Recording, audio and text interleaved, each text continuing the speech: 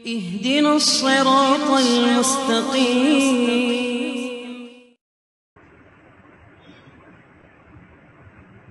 ہمارے حضرت جو تھے حضرت مولانا حسین علی رحمہ اللہ،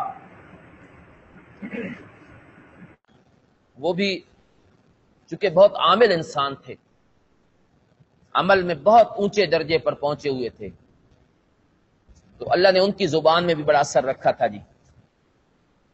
لوگ دور دراز علاقوں سے بیماروں کو لاتے تھے، حضرت دم فرماتے تھے تو وہ ٹھیک ہو جاتے تھے۔ سانپ کا جو ڈسا ہوا تھا نا، اس کا بڑا مجرب دم تھا حضرت صاحب کے پاس، انتہائی مجرب۔ فرماتے تھے ایک دفعہ زندہ بندہ پہنچ جائے میرے پاس، زندہ سانس تھوڑی سی ہو بس، پھر اللہ کے فضل و کرم سے جب وہ دم کیا کرتے تھے تو اللہ اس کو شفا عطا فرما دیتے تھے۔ بڑا مشہور۔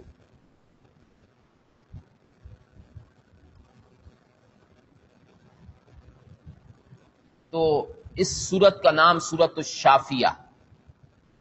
آگے سنیں جی، سورت الکنز خزانہ، سورت الکنز اساس القرآن، اساس القرآن، اساس القرآن، قرآن کی بنیاد۔ سورت النور، سورت الشکر،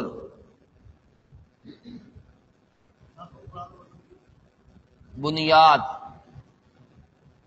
سورت النور، سورت الشکر، سورت الصلاۃ، نماز والی سورت، سورت الدعاء،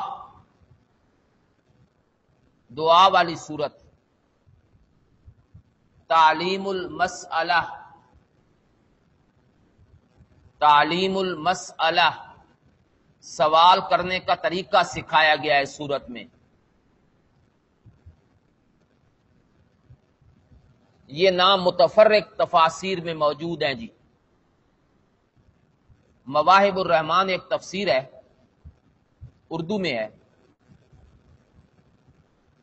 اس کے مقدمے میں یہ تمام نام لکھے ہوئے ہیں جی۔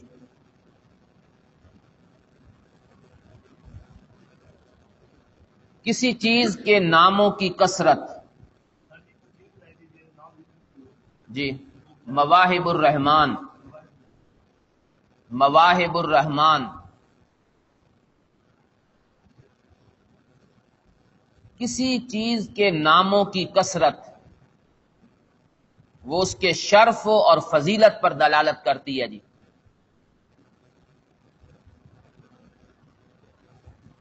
کثرت الاسماء تدل علی شرف المسمى، عربی کا بڑا مشہور محاورہ ہے، ناموں کی کثرت مسمى کے شرف پر دلالت کرتی ہے۔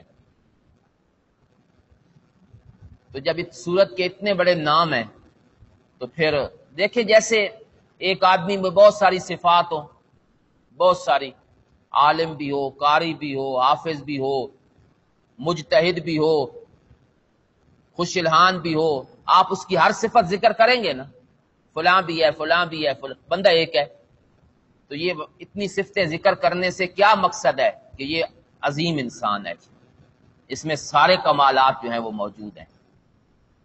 تو سورت فاتحہ کے جو بہت سارے نام ہیں اس سے اس کی اہمیت محسوس ہوتی ہے کہ یہ بڑی اہم سورت ہے قرآن میں، اس کو بڑا شرف حاصل ہے جی۔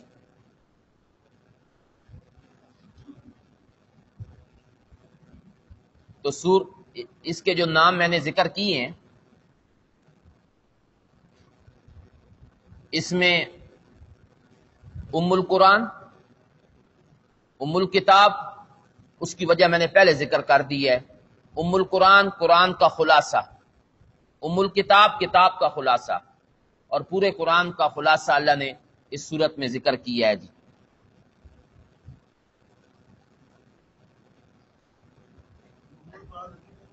جی جی آگے کیا؟ جی مجھے تو یاد ہی نہیں کر رہا تھا بھائی. ام القرآن قرآن کا خلاصہ، ام الکتاب کتاب کا خلاصہ.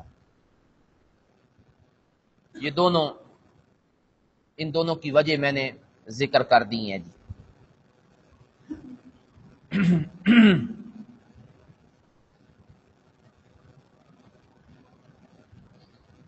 سورت کے امتیازات، کچھ چیزوں کے حوالے سے ہر سورت میں یہ بات آئے گی جی. شروع میں کچھ حوالے سے ہر سورت دوسری سورت سے ممتاز ہوتی ہے، خاص مضامین کے اعتبار سے. اس کو کہتے ہیں امتیازات. سورت کی امتیازی حیثیت: نمبر 1، جامعۃ لعلوم القرآن. پہلی امتیازی حیثیت کہ یہ قرآن کے تمام علوم کے لیے جامع ہے.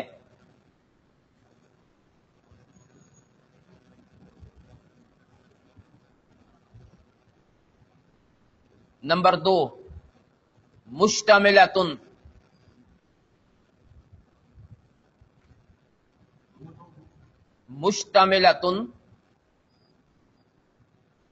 علی المقاصد العلیا.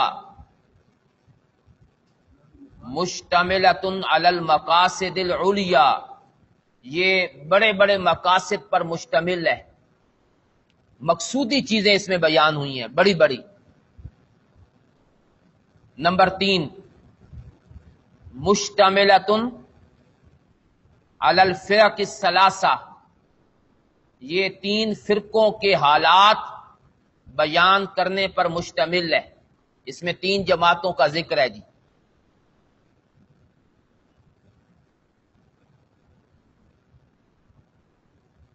یہ سورت کی امتیازی حیثیتیں ہیں جی.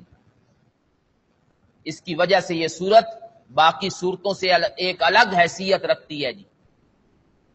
یہ ہیں وہ بڑی بڑی باتیں جو اللہ نے اس سورت میں ذکر کی ہیں جی.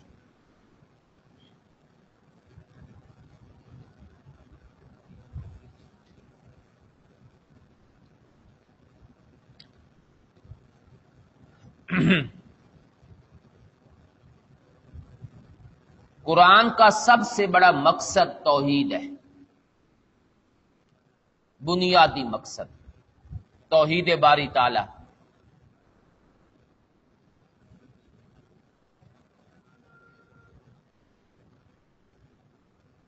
اللہ نے اس پورے قرآن کا ایک خلاصہ اور نچوڑ وہ حوامیم میں ذکر کیا ہے جی. وہ جو حوامیم سبع ہے نا، 7 حوامیم، اس میں اللہ نے پورے قرآن کا نچوڑ، خلاصہ، توحید کا مسئلہ بیان کیا. ایک حوالہ سنیں جی. لکل شیء لباب، لکل شیء لباب و لباب القرآن الحوامیم. ہر چیز کا ایک خلاصہ ہوتا ہے، اور حوامیم کا، اور قرآن کا خلاصہ حوامیم ہے. ہر چیز کا ایک خلاصہ ہوتا ہے، نچوڑ، اور پورے قرآن کا نچوڑ الحوامیم. وہ 7 صورتیں ہیں جو حامیم سے شروع ہوتی ہیں. یہ تفسیر خازن جلد 6 صفحہ 76، اور یہ حضرت عبداللہ ابن عباس رضی اللہ تعالی عنہما کا قول ہے جی. تفسیر خازن جلد 6 صفحہ 76.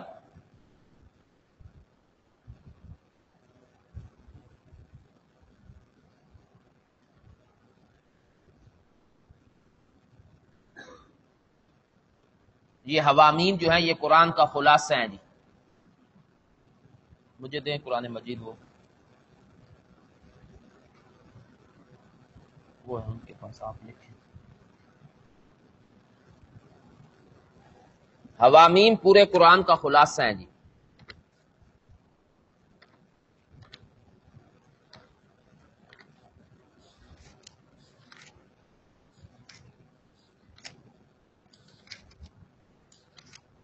حوامیم سے پہلی جو سورت ہے نا، سورہ زمر، آپ دیکھیں ذرا صفحہ نمبر 413، اپنا قرآن کھولیں جی، صفحہ نمبر 413۔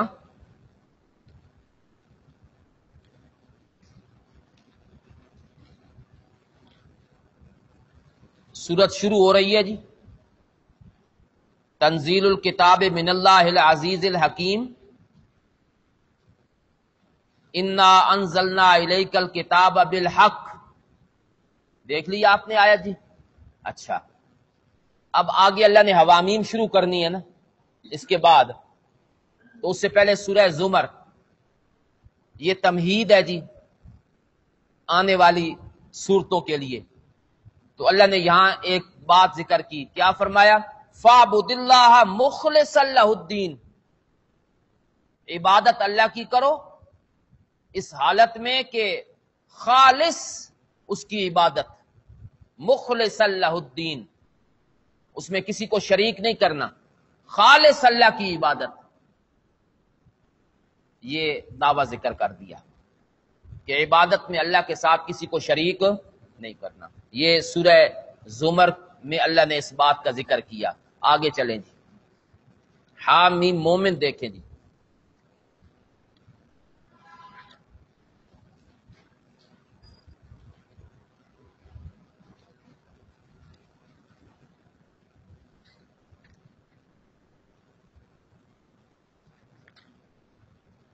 صفحہ نمبر 423۔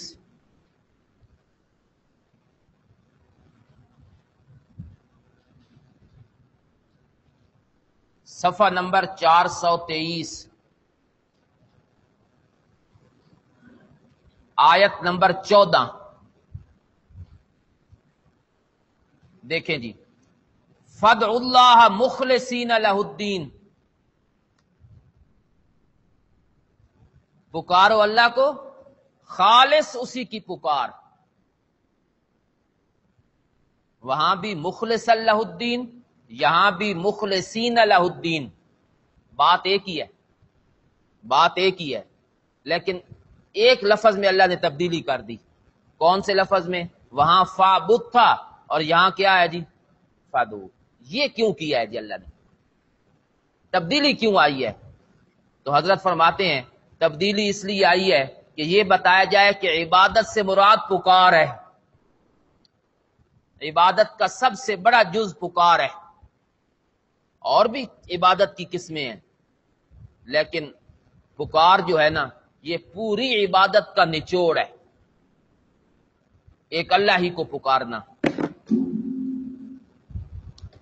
اسی کی پکار، غائبانہ حاجات میں اللہ ہی کو پکارنا۔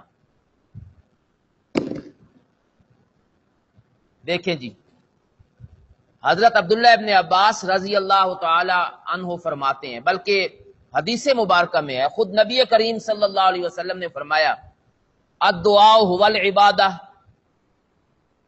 پکار ہی عبادت ہے، الدعاء مخ العبادہ، پکار جو ہے یہ تمام عبادات کا خلاصہ اور نچوڑ ہے جی۔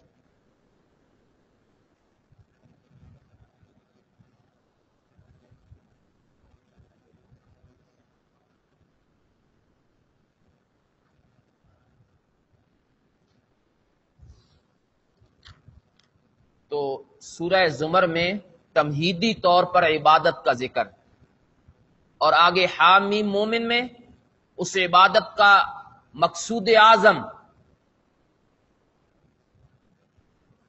یہ حوامیم خلاصہ ہے پورے قرآن کا، پکار اس کی کرنی ہے جی، اسی سے مدد مانگنی ہے، کسی اور سے نہیں۔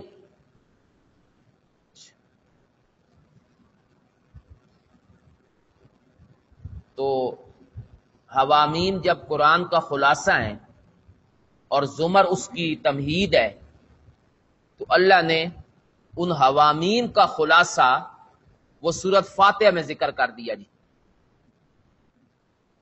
حوامیم کا پورا خلاصہ، جو مسائل اللہ نے حوامیم میں ذکر کیے اس کا پھر خلاصہ نکالا اور سورت فاتحہ میں زمر کا مضمون بھی ہے فاتحہ میں اور حوامیم کا مضمون بھی ہے. کہاں ہے جی؟ ایاک نعبدو، ہم تیری ہی. یہ کون سا مضمون ہے؟ کون سی سورت والا؟ سورہ زمر. فاعبد اللہ مخلص اللہ الدین، خالص اللہ کی عبادت. اس کو کہا ایاک نعبدو، ہم تیری ہی عبادت کرتے ہیں، تیرے ساتھ کسی کو شریک. آ گئی نا بات. اور حوامیم میں تھا کہ پکار اللہ ہی کی کرنی ہے، اس کو ذکر کیا وَإِيَّاكَ نَسْتَعِينُ، تجھ ہی سے مدد مانگتے ہیں. یہ جو مدد مانگی جاتی ہے اس میں پکار ہوتی ہے، بلایا جاتا ہے کسی کو، یا اللہ میری مدد کر مشکلات میں، تکلیفوں میں، مصائب میں. اذ تستغیثون ربکم، جب تم پکار کر اپنے رب سے فریاد کر رہے تھے. فاستجاب لکم، پھر اس نے سنی بات. تو وہ جو حوامیم اور زمر کا مضمون ہے، ان دونوں مضامین کو اللہ نے فاتحہ کی ایک آیت میں ذکر کیا. کون سی آیت؟ ایاک نعبد و ایاک نستعین. پھر اس کا بھی ایک چھوٹا خلاصہ ہے جی، فاتحہ کا بھی ایک خلاصہ ہے، اور وہ اللہ نے بسم اللہ میں ذکر کیا ہے جی. بسم اللہ الرحمن الرحیم. اس میں جو با ہے نا جی، وہ استعانت کی ہے، با استعانت کی ہے. مطلب یہ ہے اس کا کہ یا اللہ تیرے نام کی مدد، استعانت، اس سے میں اپنے کام کو شروع کر رہا ہوں. مدد تیرے نام کی لیتا ہوں، کسی اور کے نام کی نہیں. اب وہ جو استعانت والا مضمون ہے، پکار والا مضمون ہے، اور جو پورے قرآن کا خلاصہ تھا، پھر فاتحہ میں آیا تو فاتحہ سے کہاں منتقل ہو گیا جی؟ اب بسم اللہ میں.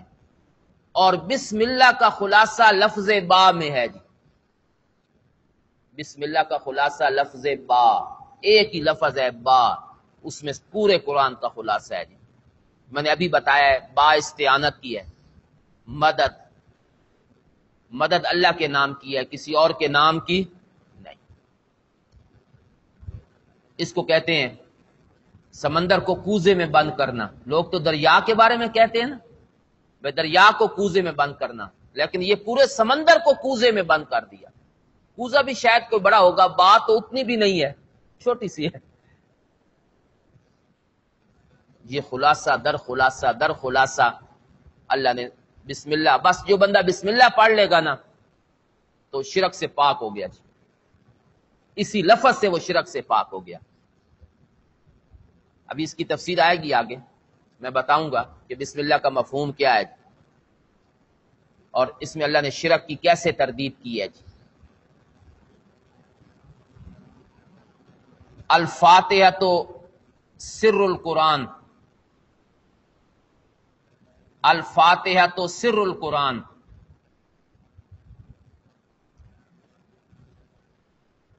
وسرها هذه الکلمہ ایاک نعبد و ایاک نستعین. فاتحہ پورے قرآن کا نچوڑ، اور فاتحہ کا نچوڑ یہ کلمہ ہے ایاک نعبد و ایاک نستعین. تفسیر ابن کثیر جی.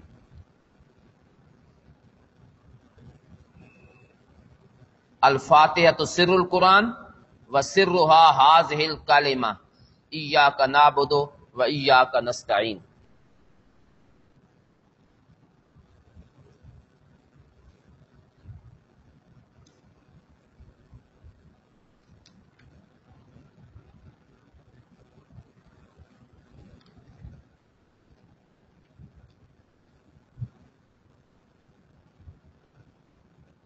ہر سورت کو اللہ نے بسم اللہ الرحمن الرحیم سے شروع کیا ہے. ہر سورت کی ابتدا میں یہ آیت موجود ہے جی، ما سوائے ایک سورت کے.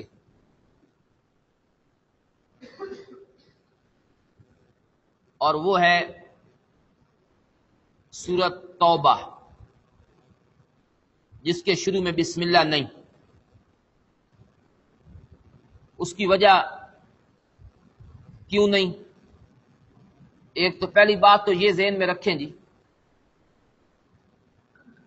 کہ یہ جو باتیں ہم کرتے ہیں کہ یہ کیوں ہو گیا اور کیوں نہیں ہے اور ایسا کیوں ہے، اس کی جگہ پہ یوں ہونا چاہیے تھا، یہ ہمارا ناقص علم ہے، اس کی بنیاد پر یہ، ورنہ جو اس کی حقیقت ہے وہ اللہ کے بغیر کوئی بھی نہیں جانتا۔ ہمیں کیا معلوم کیوں نہیں ہے یا کیوں ہے، یہ ہم اپنے ناقص علم کے مطابق، مفسرین نے جتنی باتیں کی ہیں وہ سب قطعی بات تو اللہ کے پیغمبر کی ہو سکتی ہے، وہ خود بتائیں تفسیر، اس کے علاوہ باقی تو صرف اپنے گمان ہے، اپنا علم ہے، مطالعہ ہے، قرآن کا سیاق و سباق ہے۔ تو توبہ میں کیوں نہیں بسم اللہ؟ پہلی بات تو یہ ہے کہ ہم کون ہوتے ہیں پوچھنے والے جی کیوں نہیں ہے؟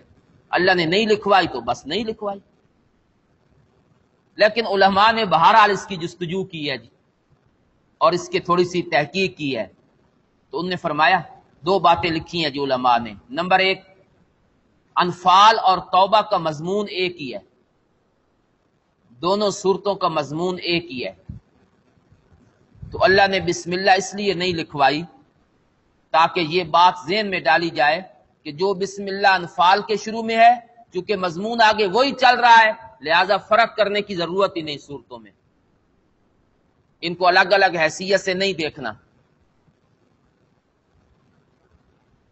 ایک بات جی، مضامین ایک ہیں جی دونوں صورتوں کے۔ دوسری بات جی، سورہ توبہ جو ہے نا، یہ ذرا غصے والی صورت ہے، اس میں اللہ نے سخت جملے استعمال کیے ہیں،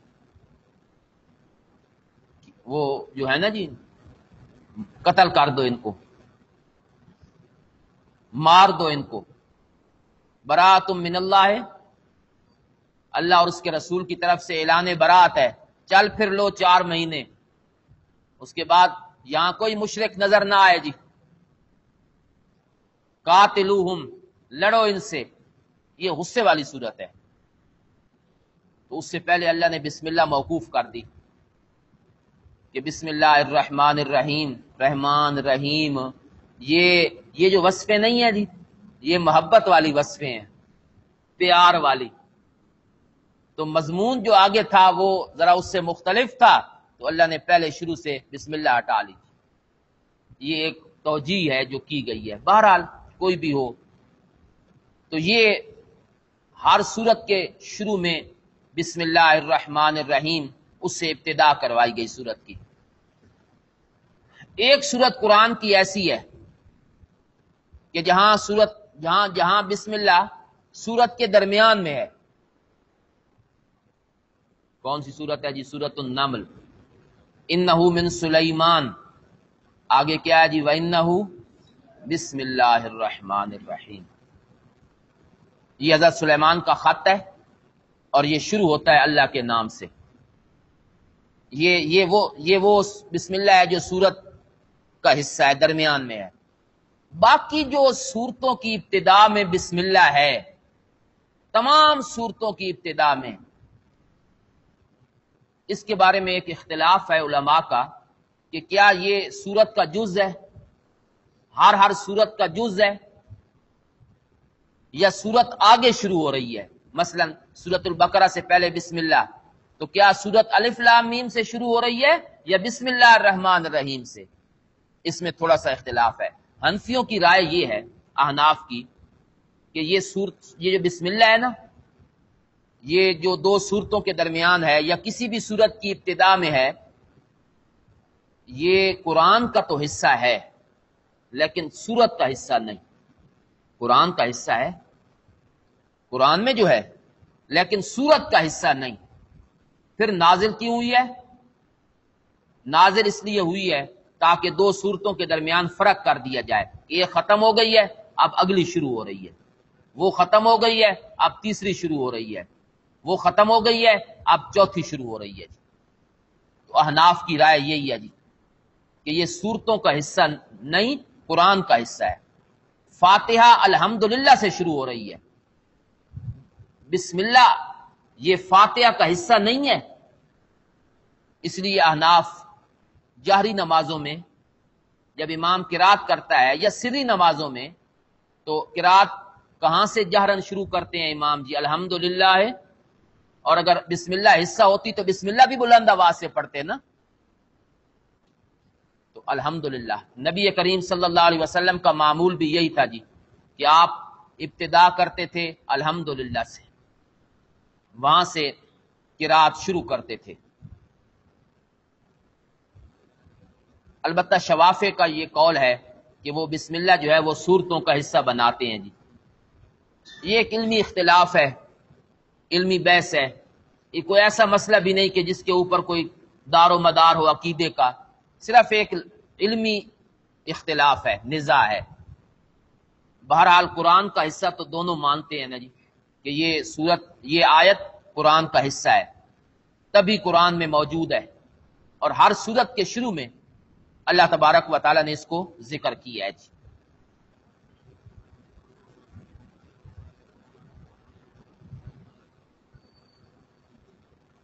یہ تسمیہ، اس کا نام، اس کا مخفف نام ہے تسمیہ. پوری بسم اللہ کے بجائے لوگ کہہ دیتے ہیں تسمیہ، یعنی وہ سورت جس میں اللہ کا نام ذکر ہوا ہے. تسمیہ کا یہ معنی ہے، اور اس کے نام سے شروع کرنے کا حکم دیا جا رہا ہے. اس میں جو لفظ با ہے نا جی، یہ با استعانت کی ہے.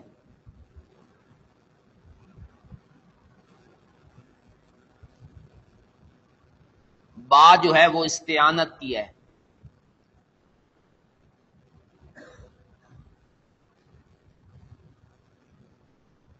اور اس کا متعلق محذوف ہے.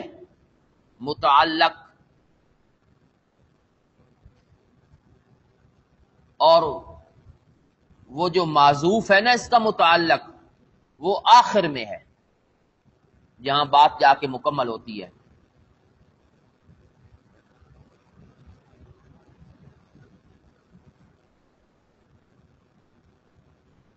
دو تین باتیں میں نے کر دی ہیں.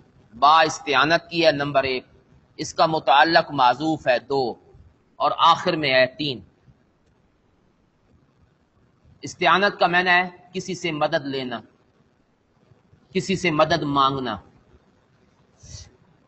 تو با اس معنی میں استعمال ہوتی ہے جی. آپ نے پڑھی ہیں با کے بہت سارے معنی، الباء للالصاق والباء للاستعانت. تو ایک با جو ہے وہ استعانت کی ہے جس کا معنی مدد لینا. جب مدد لی جاتی ہے نا تو وہاں 3 چیزیں ہوتی ہیں جی. مستعین، مستعین مدد مانگنے والا ایک، مستعان جس سے کیا مانگی گئی ہے؟ مدد. اور تیسری چیز ہے مستعان لہو، جس چیز کے لیے مدد مانگی جا رہی ہے. کس چیز میں مدد؟ کون سا ایسا مشکل کام آن پڑا ہے جس کے لیے آپ کو مدد کی ضرورت پیش آئی ہے؟ مستعین نمبر 2، اور نمبر 3 یہاں جو بسم اللہ ہے اس میں با استعانت کی ہے، اور تینوں چیزیں یہاں موجود ہیں جی. مستعین کون ہے جی؟ مدد مانگنے والا کون ہے؟ جو یہ آیت پڑھ رہا ہے. میں پڑھ رہا ہوں تو میں مستعین ہوں، آپ پڑھیں گے تو آپ مستعین ہیں، مدد مانگنے والے. بڑا آدمی پڑھے گا تو وہ مستعین بنے گا. حتیٰ کہ اللہ کے پیغمبر نبی کریم صلی اللہ علیہ وسلم وہ بھی جب اس کو پڑھیں گے نا بسم اللہ کو، تو ان کی حیثیت بھی کیا ہو جائے گی کہ وہ بھی اللہ سے کیا مانگ رہے ہیں. تو اللہ نے یہی مسئلہ حل کر دیا جی. یہی بات حل ہو گئی، توحید کا سارا مسئلہ ہی حل ہو گیا کہ نبی بھی اللہ سے مدد مانگتے ہیں تو تمہیں بھی اللہ ہی سے مدد مانگنی چاہیے. تو مستعین بندہ ہے جی. مستعان کون ہے؟ مستعان اس کے بسم اللہ، اللہ کے نام سے میں مدد مانگتا ہوں جو رحمان بھی ہے اور رحیم بھی. تو مستعان اللہ ہے جس کی 2 صفتیں ذکر ہوئی ہیں، رحمان بھی اور رحیم بھی. 2 باتیں ہو گئیں. تیسری بات، کس چیز میں مدد مانگنی ہے؟ کون سی چیز ہے جس میں اللہ سے مدد مانگنی ہے؟ اس کا ذکر کوئی نہیں جی، پوری آیت میں اس کا ذکر کوئی نہیں۔ یہ ہے با کا متعلق۔ اب سمجھ آئے گی آپ کو با کا تعلق کس چیز کے ساتھ ہے اور کس چیز کے ساتھ با جا کے لگتی ہے۔ تو اس کے بارے میں علماء نے لکھا ہے کہ وہ کوئی بھی چیز ہو سکتی ہے۔ مثلا آپ کھانا کھا رہے ہیں، اس سے پہلے پڑھتے ہیں بسم اللہ الرحمن الرحیم، تو آپ اللہ سے مدد مانگ رہے ہیں کس چیز میں؟ کہ میں جو کھانا کھا رہا ہوں نا، یا اللہ اس کھانے میں جو برکتیں ہیں، رحمتیں ہیں، اس میں جو میری وہ جو بھوک ہے اس کو مٹانے کی جو طاقت ہے، یا اللہ تیرے نام کی مدد سے شروع کر رہا ہوں اپنا کھانا، اس میں میری مدد کر۔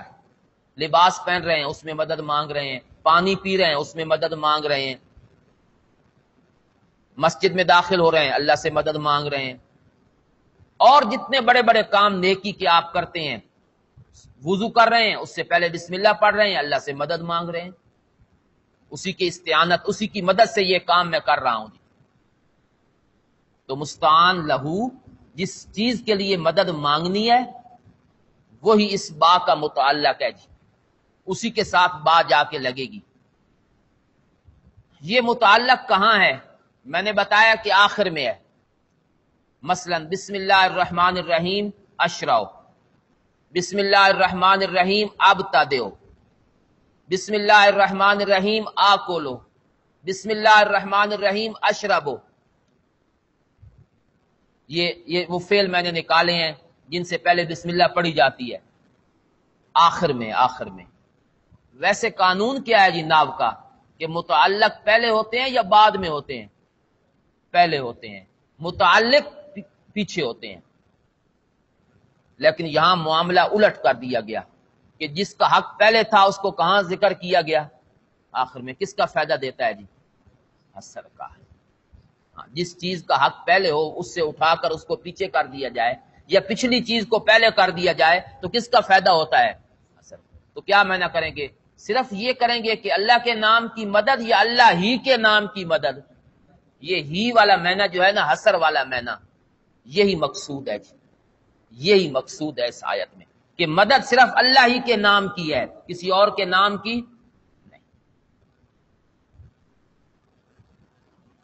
چنانچہ مفسرین نے لکھا ہے جی، میں ایک دو حوالے صرف اختصاراً عرض کر دوں ورنہ بہت سارے حوالے ہیں جی۔ الباء للاستعانت لکھیں جی، الباء للاستعانت،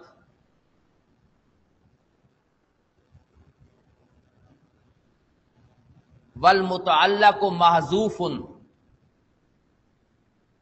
الباء للاستعانت والمتعلق محذوف فی الآخر لیفید الحصر،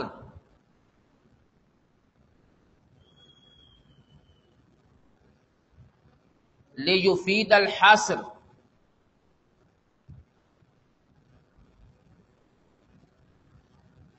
لتکون ردن علی المشرکین، لتکون ردن علی المشرکین،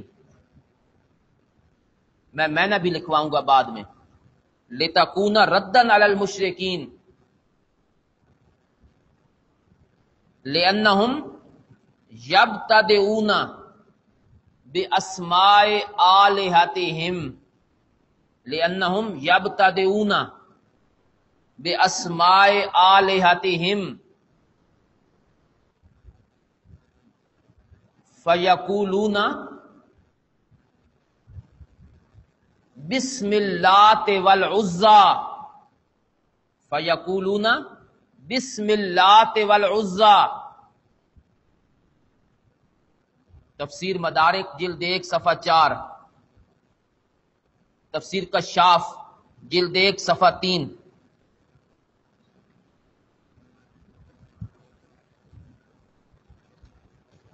اور بھی تفسیروں میں یہ حوالہ موجود ہے جی،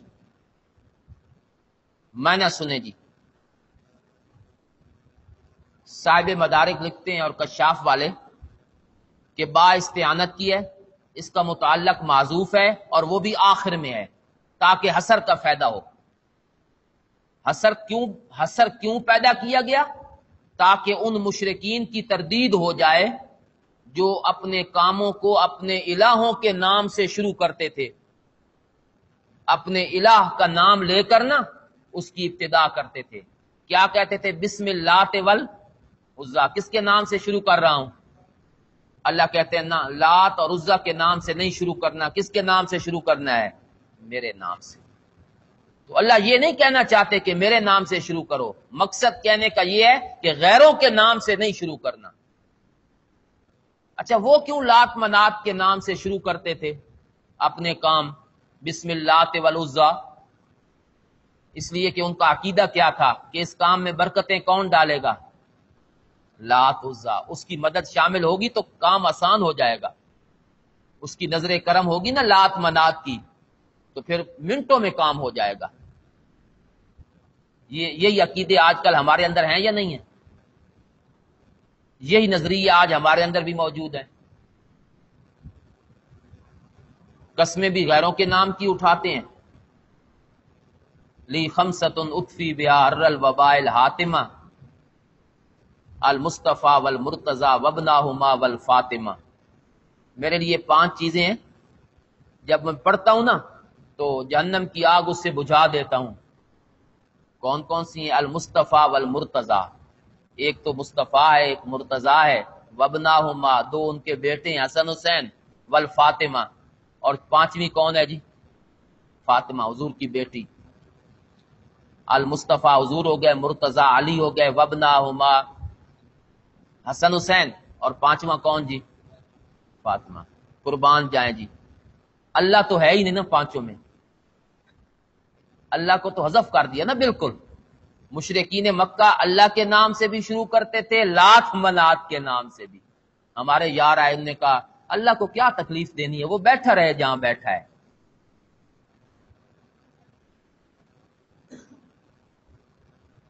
وہ بیٹھا رہے جہاں بیٹھا ہے، ہم ان سے مدد لیں گے جی۔ یہ اشعار ہیں اور یہ نظریات ہیں جو لوگوں کے ذہن میں موجود ہیں۔ تصور دیکھیں لوگوں کا، شرک کیسے آتا ہے دلوں میں۔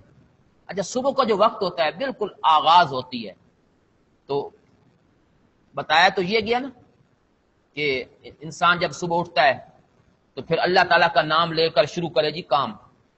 دعائیں بھی یہی سکھائی گئیں، الحمدللہ الذی احیانا بعد ما اماتنا والیہ النشور ہے۔ یہ کیا کہتے ہیں؟ اے نور پیر دا ویلا جی، اللہ دا ویلا تا نہیں نا، اللہ کا وقت نور پیر کا وقت ہے۔ تو بڑے لوگ تعظیم کرتے ہیں صبح صبح کے وقت کی۔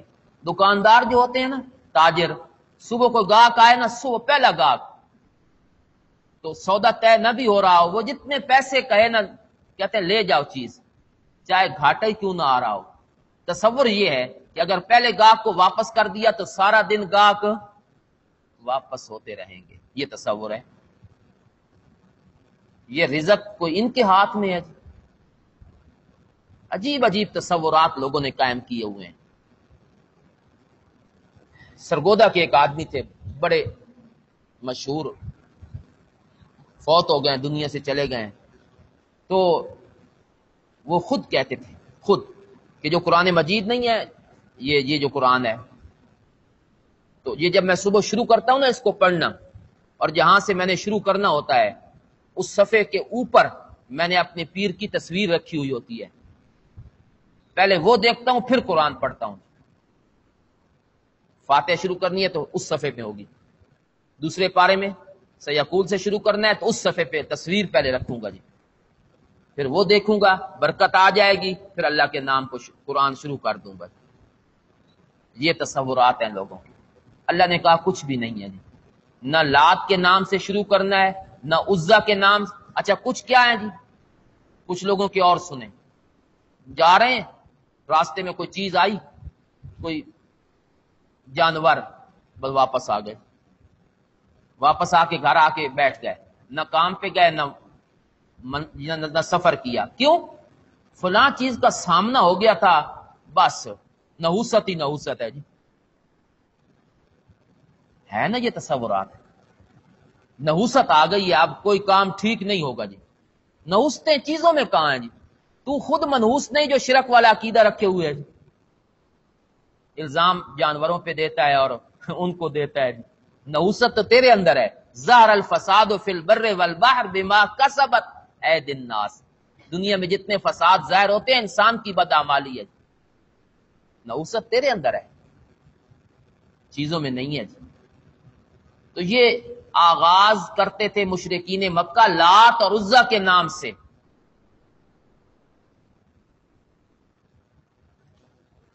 پیر فقیر کے نام سے.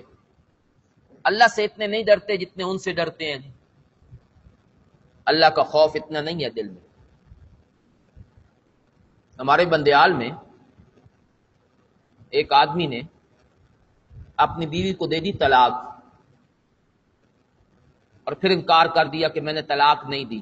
ہمارے دادا جی جو تھے بندیال میں بہت بڑے عالم تھے اور ان کے پاس سارا معاملہ پہنچا جی. اچھا وہ جو بندہ تھا وہ دوسرے مسلک سے تعلق رکھتا تھا. اب ہمارے دادا جی کو پتا تھا کہ طلاق تو ہو چکی ہے، ذاتی ذرائع سے علم تھا ان کو، گواہ شواہ کو نہیں تھے. اب طریقے ہوتے ہیں بات اگلوانے کے جی. تو انہوں نے کہا تم قرآن پہ ہاتھ رکھ کے کہتے ہو کہ میں نے طلاق نہیں دی. جی بالکل جی کہتا ہوں. مسجد میں کہو گے؟ جی مسجد میں کہوں گا. دیکھ لو قرآن بڑی چیز ہے، مار پڑ جائے گی. کہتا ہے کہ میں نے دی جو نہیں تو. اچھا قرآن سر پہ بھی رکھ کے، دیہاتی لوگ نا سر پہ رکھتے ہیں، سر پہ رکھو گے؟ جی سر پہ بھی رکھوں گا. دیکھ لو. اب کسی طرح سے بات اندر سے باہر آ نہیں رہی. اچھا بندیال میں ایک قبر ہے معصوم شاہ اس کا نام ہے، وہ اس کی قبر ہے.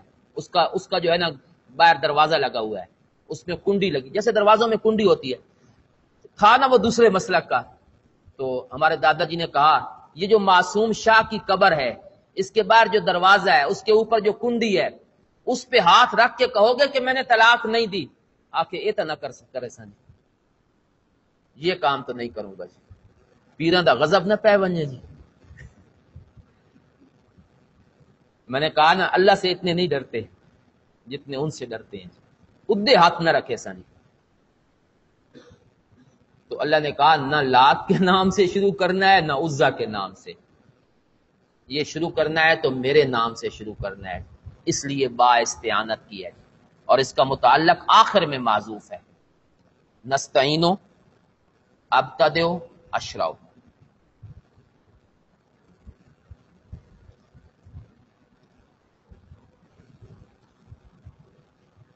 یہ بات جس لفظ پہ داخل ہوئی ہے جی وہ ہے اسم. بسم اللہ میں اسم کے لفظ پہ داخل ہوئی ہے. اللہ کے نام سے، اللہ ہی کے نام سے شروع کر رہا ہوں، اللہ ہی کے نام سے آغاز کر رہا ہوں. تو یہ آغاز جو ہے یہ کس سے ہو رہا ہے جی؟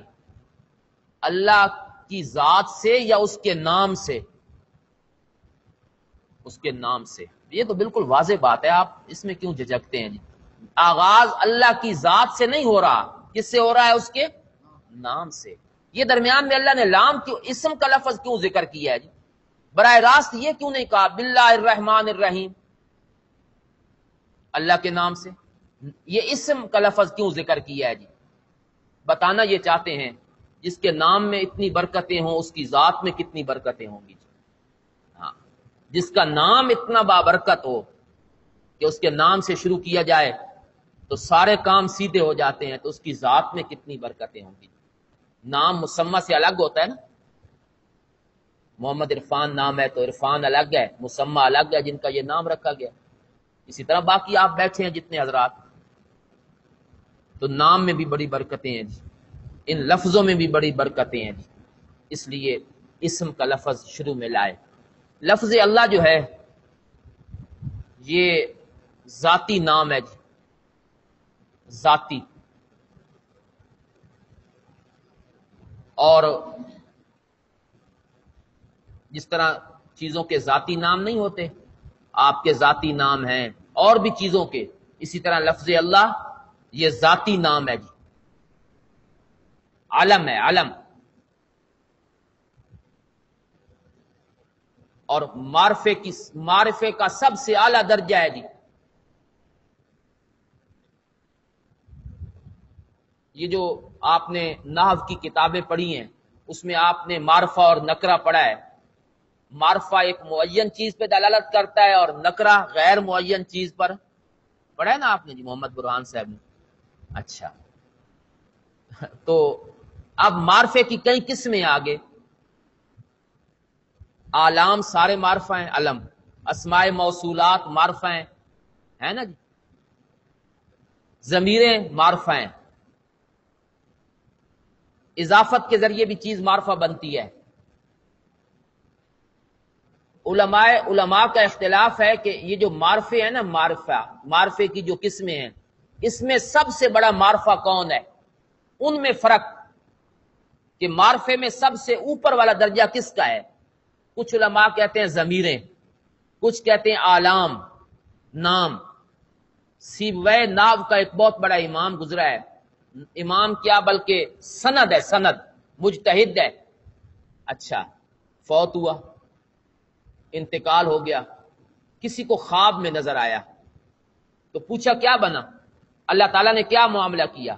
کہتا ہے بات تو بڑی سخت تھی، معاملہ تو بڑی شدت کا تھا، لیکن اللہ نے رحم فرما دیا.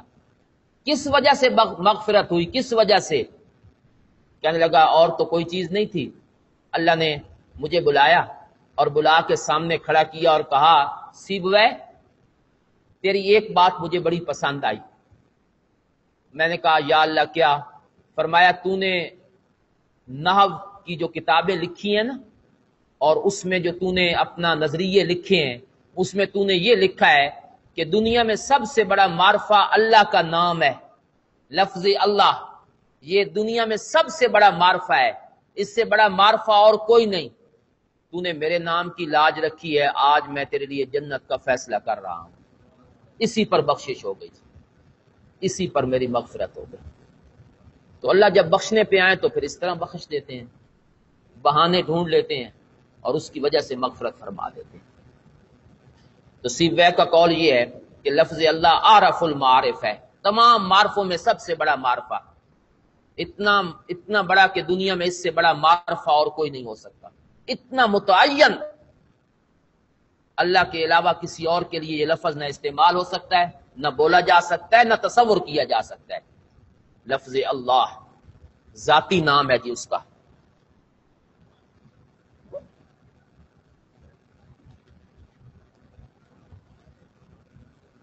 قرآن میں لفظ اللہ 2697 مرتبہ آیا ہے جی. لفظ اللہ قرآن میں 2697 مرتبہ آیا ہے جی. 2697.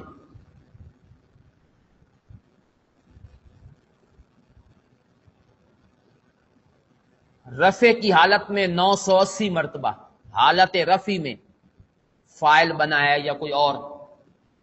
نسبی حالت میں 593 اور جری حالت میں 1125.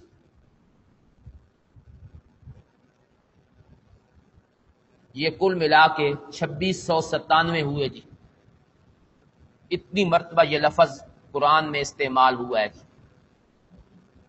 رفعی حالت پھر بتا دیتا ہوں 980، نسبی حالت 593 اور جری حالت 1125.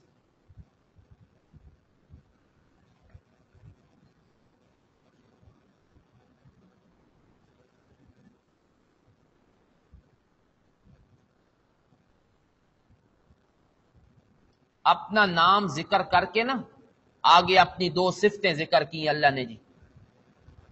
کون سی دو صفات ہیں؟ الرحمن اور دوسری صفت کیا ہے جی؟ الرحیم. رحمان اور رحیم، ان دونوں صفات کو اللہ نے ذکر کیا جی.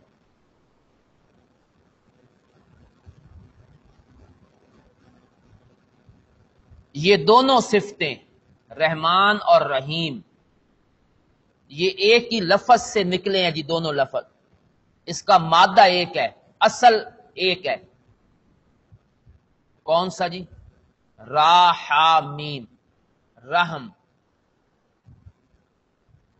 راحمین آپ نے پڑھا ہے نا جی، بلکہ پڑھتے ہی رہتے ہیں کہ لفظ کا ایک مادہ ہوتا ہے، ایک اس کی پھر اگلی شکلیں ہوتی ہیں۔ تو مادہ جو ہوتا ہے نا وہ بنیاد ہے، وہیں سے پھر ساری شکلیں بنتی ہیں، ماضی کے صیغے، مضارع کے اسم فاعل وغیرہ وغیرہ، اصل مادہ ایک ہوتا ہے۔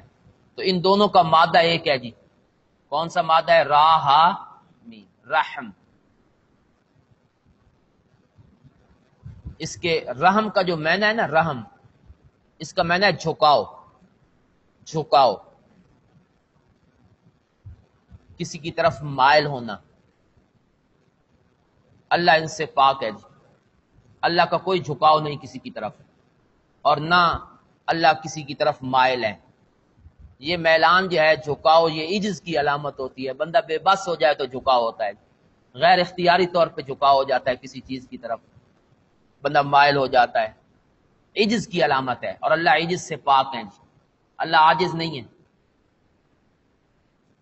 تو علماء نے لکھا ہے کہ جب اس طرح کی اللہ کی صفتیں آئیں نا، جو صفتیں اللہ کی ذات میں تصور نہیں ہو سکتی، تو پھر وہ جو اصل مادہ ہے نا، جو اس کا معنی ہے، وہ مراد نہیں ہوتا، کوئی اور معنی مراد ہوتا ہے، لازمی معنی۔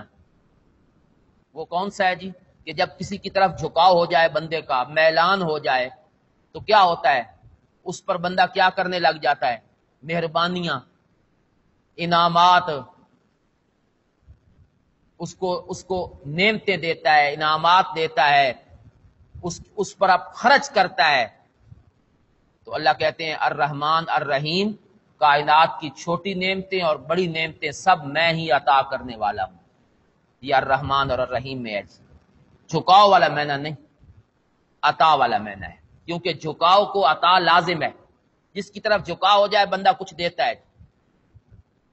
تو لغوی معنی اس کا جھکاؤ تھا۔ یہ رحمان اور رحیم دونوں کا جب مادہ ایک ہے، بنیاد ایک ہے دونوں کی، تو رحمان کا بھی وہی معنی ہے جو رحیم کا معنی ہے، دینے والا نہیں، فرق ہے جی دونوں میں، رحمان میں اور رحیم میں فرق ہے جی۔ وہ فرق کون سے ہیں جی؟ وہ میں آپ کو بتا دیتا ہوں جی۔ رحمان، رحمان اس ذات کو کہتے ہیں کہ جس کی رحمت عام ہے، ہر چیز کو شامل ہے، عمومی رحمتیں، کوئی چیز اس کے دائرہ کار سے باہر نہیں، ہر چیز پہ نعمتیں برسا رہا ہے، مومن ہیں، کافر ہیں، اپنے ہیں، پرائے ہیں، آسمان ہے، زمین ہے، اس کی رحمتیں برس رہی ہیں جی۔ اور رحیم کا معنی کہ اپنی جو رحمتیں کر رہا ہے نا، اس میں اللہ تعالی کی ذات وہ رحمتوں میں اتنی عظیم ہے کہ اس کی رحمتیں ناقص نہیں ہیں، مکمل ہیں۔ پہلا معنی رحمان کا یہ تھا کہ رحمتیں ہر ایک پر ہو رہی ہیں، عموم ہے، اور رحیم میں کمال ہے، تام پوری نعمتیں، کمی نہیں چھوڑی اس نے۔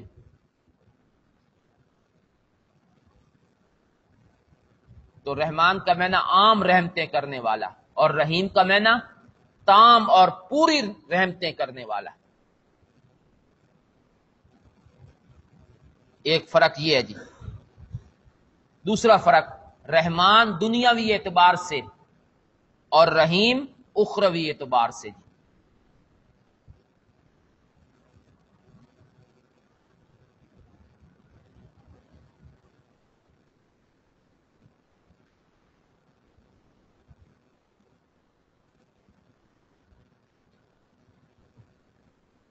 تیسرا فرق جی،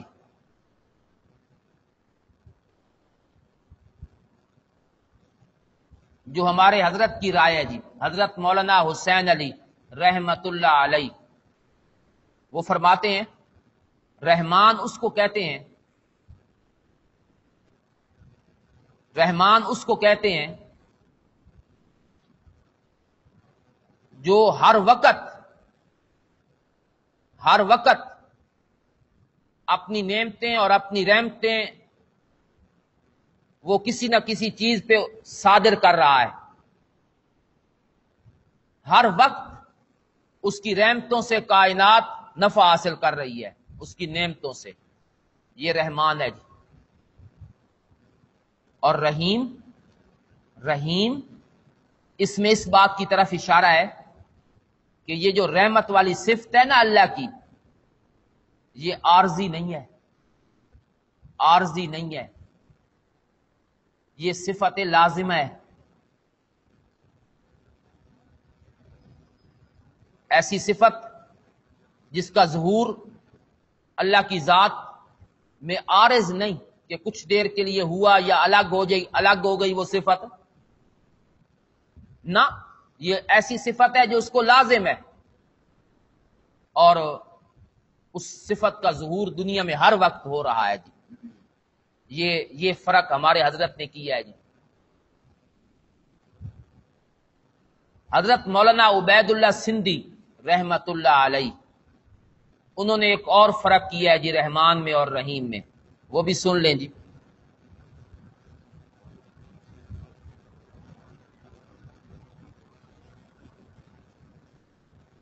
وہ کہتے ہیں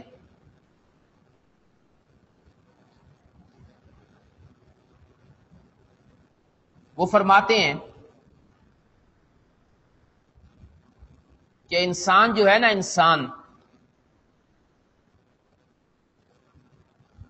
اس کا سب سے گہرا تعلق کسی بھی بچے کا وہ اپنے ماں باپ کے ساتھ ہے جی، پہلا بنیادی تعلق ماں باپ، اس میں ایک ماں کی محبت ہے اور ایک باپ کی محبت ہے جی، جو اولاد کے ساتھ ہوتی ہے، پیار ہوتا ہے، ایک مادری شفقت، ایک پدری شفقت، مادری اور پدری دونوں محبتیں ہیں جی اولاد کے ساتھ، لیکن دونوں میں فرق ہے جی۔ باپ کی محبت اور نوعیت کی ہے، ماں کی محبت اور نوعیت کی ہے۔ مثلا کیا فرق ہے؟ باپ کی محبت یہ ہے کہ میری اولاد کو دنیا میں کمال حاصل ہو، پڑھے لکھے، چاہے اس کے لیے اس کو کتنی مشقت کیوں نہ اٹھانی پڑے، تکلیف، باپ چاہتا ہے میرا بیٹا، میری اولاد وہ دنیا میں کمال کو پہنچے، اس لیے باپ کے ذہن میں سارے خیالات ہوتے ہیں، میں نے بچے کو یہ پڑھانا ہے، یہ پڑھانا ہے، اس کے لیے چاہے کتنی تکلیف کیوں نہ اٹھانی پڑے، گرمی ہے سخت، دھوپ ہے، باپ کہتا ہے بھیجو سکول، گرمی برداشت کرو جی، سردی سخت ہے، بخار بھی ہے، بھیجو جی اس کو سکول، پڑھے گا تو کوئی کام کا بنے گا۔ تو باپ کی محبت چاہتی ہے کہ اولاد کو کمال حاصل ہو۔ اچھا، ایک طرف ماں کی محبت ہے، وہ کہتی ہے میرے بیٹے کو آرام رہے، اوکھا نہ تھی وے، وہ دل ہے نا جی جو تڑپ اٹھتا ہے، اس لیے جب باپ تھپڑ مارتے ہیں تو بیٹا کس کے پاس جا کے پناہ لیتا ہے، انہوں پتہ ہوندا بچاؤ اتھاؤں ملنا جی، اے میری ماں برداشت نہیں کر سکتی۔ ماں کی محبت جو ہے وہ یہ ہوتی ہے کہ بیٹے کو تکلیف نہ ہو، مشقت نہ ہو۔ اللہ تعالیٰ کی ذات میں دونوں محبتیں جمع ہیں جی اپنے بندوں کے لیے۔ کون سی دونوں؟ باپ والی محبت بھی اور ماں۔ اللہ کہتے ہیں الرحمن، اس میں اشارہ ہے پہلی محبت کی طرف کہ میری ذات میں باپ والی محبت بھی ہے، میں بھی اپنے بندوں کو چاہتا ہوں کہ کمال حاصل کریں، دنیا میں تکلیفیں سہیں، مشکلات برداشت کریں، جہاد پہ جانا پڑے تو جائیں، تعلیم دین کی حاصل کرنی ہے تو کریں، عبادات مشقت ہے کریں، روزہ رکھیں گرمیوں میں، برداشت کریں۔ الرحیم، اس میں ماں والی محبت کی طرف اشارہ ہے، جب کمال کو پہنچو گے تو ساری جنت تمہارے حوالے کر دی جائے گی۔ مشقت برداشت کرو، پھر اس کے بعد راحت ہی راحت ہے جی، آرام ہی آرام ہے جی۔ تو یہ دونوں چیزوں کی طرف اشارہ ہو گیا، رحمان میں انسان کے لیے کمال اور رحیم میں کمال کے بعد انعام۔ اسی لیے اللہ تعالیٰ نے جب سورہ رحمان کو شروع کیا نا تو کیا فرمایا؟ الرحمن، آگے کیا کہا جی؟ علم القرآن، کس کی تعلیم دی ہے؟ خلق الانسان، کس کو پیدا کیا ہے؟ آپ نے کبھی غور کیا ہے ان آیتوں پر کہ ترتیب اللہ نے کیا رکھ دی؟ ترتیب رکھی علم القرآن، اس کے بعد کیا کہا؟ خلق تو یہی ترتیب ہے دنیا میں کہ قرآن کی تعلیم پہلے ہوتی ہے اور تخلیق بعد میں ہوتی ہے؟ نہیں، ترتیب کیا ہے؟ پہلے کیا ہوتی ہے؟ پیدائش، پھر اس کے بعد تعلیم۔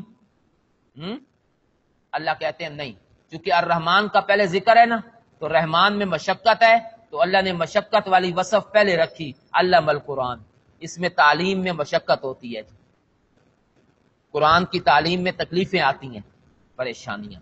اور دوسرا اس بات کی طرف بھی اشارہ ہے کہ جس بندے کو قرآن کا علم نہیں، اللہ کہتے ہیں یہ ایسی بڑی وصف ہے کہ وہ پیدا ہو کر بھی اپنے آپ کو مردہ ہی سمجھے جی، اگرچہ دنیا میں آ گیا ہے لیکن ہے مردہ۔ زندگی ملے گی قرآن کی تعلیم سے جی، الرحمن علم القرآن، زندگی ملے گی قرآن کی تعلیم سے۔ جیسے ہم کہتے ہیں نا وہ جو فلانا بندہ نا جی، اس کا مرنا جیونا برابر ہے، زندے مردوں میں نہ، زندوں میں نہ مردوں میں۔ تو اللہ کہتے ہیں تعلیم قرآن ہی سے انسان کو زندگی ملتی ہے جی۔ تخلیق کا مقصد جو ہے وہ قرآن کی تعلیم ہے۔ الرحمن خلق الانسان،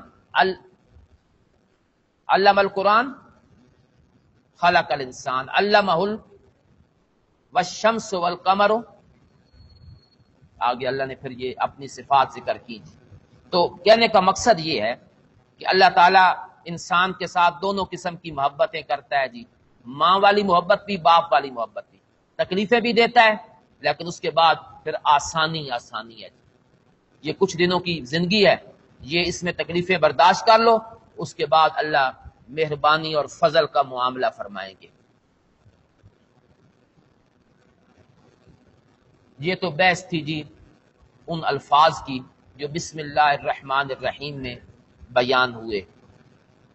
اب اس کے بعد سورہ فاتحہ کا آغاز جو اللہ نے کیا وہ الحمدللہ سے شروع کیا ہے جی، اس پر تھوڑی سی بات کرتے ہیں جی۔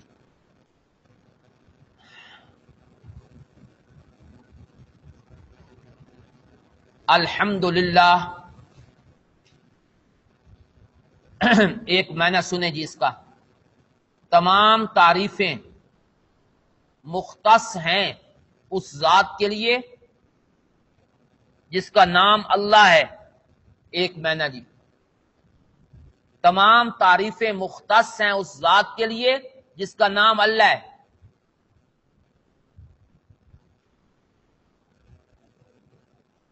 یہ جو میں نے معنی کیا ہے جی، تمام تعریفیں مختص ہیں اس ذات کے لیے جس کا نام اللہ ہے، اس میں تمام کا جو لفظ ہے جو میں نے ترجمے میں کیا ہے، یہ کون سے لفظ کا معنی ہے؟ تمام، کس کا جی؟ الف لام کا۔ یہ الحمد پہ جو الف لام نہیں ہے، الحمد، اس کا معنی ہے تمام، ایک معنی جی۔ اچھا، یہ جو میں نے معنی کیا ہے کہ تمام یہ الف لام کا معنی ہے، تو اگلی بات بھی آپ کو سمجھ آ گئی ہوگی کہ پھر الف لام کون سا بنا دیا گیا ہے؟ استغراق۔ استغراق کا مطلب ہوتا ہے جس کلمے پہ داخل ہوتا ہے اس کے سارے افراد کو گھیر لیتا ہے۔ حمد کے سارے افراد اللہ ہی کے لیے ہیں، تمام تعریفیں اسی کے لیے ہیں۔ یہ عام مفسرین نے یہی معنی کیا ہے، اکثر مفسرین کی یہی رائے ہے۔ تو ان پر پھر اشکال ہوا کہ تعریفیں تو اور چیزوں کی بھی ہوتی ہیں جی، اور بھی چیزیں ہیں جن کی لوگ کیا کرتے ہیں؟ تعریف۔ تو انہوں نے پھر اس کے جواب دیے کہ حقیقت میں اللہ کی جو تعریفیں ہیں نا، یہ اللہ کائنات کی اندر جو بھی تعریف ہے وہ اللہ ہی کی ہے، چاہے بلا واسطہ ہو یا بال واسطہ ہو، بالواسطہ بلا واسطہ۔ مخلوق کی تعریف بھی اللہ ہی کی تعریف ہے۔ کیسے؟ آپ کسی عالم کی تعریف کرتے ہیں تو کس بنیاد پہ کرتے ہیں کہ اس میں کون سی وصف موجود ہے؟ تو علم دیا کس نے ہے جی؟ اللہ نے۔ تو پھر کس کی تعریف ہوگی؟ اللہ کی ہوگی۔ تصویر کتنی خوبصورت کیوں نہ ہو، اس کی لوگ تعریفیں کریں، بھائی واہ بھائی واہ، دیکھو ناک کیسا ہے، دیکھو آنکھ کیسی ہے، اس کے ہونٹ کیسے بنائے گئے ہیں، اس کے ہاتھ۔ تو وہ جو تعریفیں ہو رہی ہیں یہ تصویر کی ہو رہی ہیں یا مصور کی ہو رہی ہیں؟ تصویر کا تو کوئی کمال نہیں۔ اسی طرح مخلوق کی جو تعریفیں ہوتی ہیں حقیقت میں کس کی تعریفیں ہیں؟ یہ ہے الحمد۔ ہمارے حضرت فرماتے ہیں نہیں، یہ معنی بھی اپنی جگہ پہ ٹھیک ہے، لیکن یہاں یہ مقصود نہیں ہے جی، یہاں کچھ اور چیز مقصود ہے، اور وہ ہے حمد کے مخصوص افراد۔ اللہ کی جو حمد کرنی ہے اس کے جو چند مخصوص صفتیں ہیں نا، مخصوص، وہ اللہ ہی کے لیے ہیں۔ مخصوص صفتیں جن پر اللہ کی تعریف کرنی ہے وہ اللہ ہی کے لیے ہیں۔ اب یہاں بتائیں، یہ جو مخصوص کا میں نے لفظ کہا ہے، خاص صفتیں، اب الف لام کون سا ہے جی؟ احد کا ہے۔ وہ جو دوسری قسم ہے نا الف لام کی، کون سی جی؟ احد۔ معین چیز، معین، اس کی طرف اشارہ ہے۔ معین چیز جو ذہنوں میں ہوتی ہے اس کی طرف اشارہ ہے، تو الف لام احد کا ہے جی۔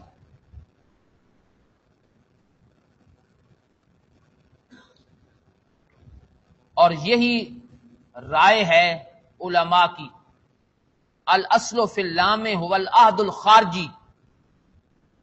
یہ ابو البقاء لغت کا ایک بہت بڑا امام گزرا ہے جی، وہ کہتا ہے الاصل فی اللام هو العہد الخارجی۔ الف لام میں قانون یہ ہے اور اصل اور بنیاد یہ ہے کہ وہ عہد خارجی کے لیے ہوتا ہے۔ باقی معنی جو ہے نا وہ تب کیے جائیں گے جب یہ معنی نہ بن سکے، اور اگر یہ معنی بنے تو پھر باقی معنوں کی طرف نہیں جائیں گے۔ تو حضرت نے اس کو عہد خارجی بنایا ہے جی۔ مخصوص صفتیں، کون سی مخصوص صفتیں؟ وہ صفات جو مشرکین اپنے معبودوں میں مانتے تھے، جو صفتیں مشرکین اپنے معبودوں میں مانتے ہیں، اللہ کہتے ہیں وہ میرے لیے ہیں۔ صفات الوہیت، کون سی صفات؟ الوہیت۔ آپ کو پتہ تو ہوگا نا، میں نے پڑھا دی ہے پچھلے ہفتے، الوہیت کی مخصوص صفتیں کتنی ہیں جی؟ دو۔ کون کون سی دو جی؟ عالم الغیب ہونا ایک، نمبر دو مختار کل ہونا، ہما کن، اور یہ دونوں صفتیں جو ہیں نا للہ، کس کے لیے ہیں جی؟ اللہ ہی کے لیے۔ یہاں یہ معنی ہے جی الحمدللہ، تاکہ شرک کی تردید ہو جائے اور ابتدا سے ہی بتا دیا جائے کہ آپ کے جو معبود ہیں وہ نہ عالم الغیب ہیں اور نہ مختار کل ہیں۔ یہ دونوں صفتیں کس کے ساتھ خاص ہیں جی؟ اللہ کے لیے۔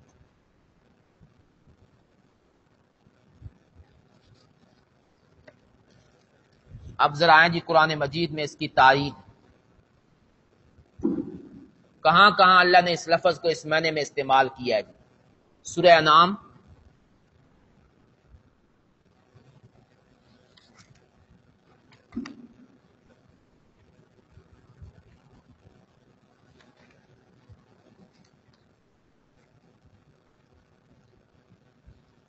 جی، صفحہ نمبر 120۔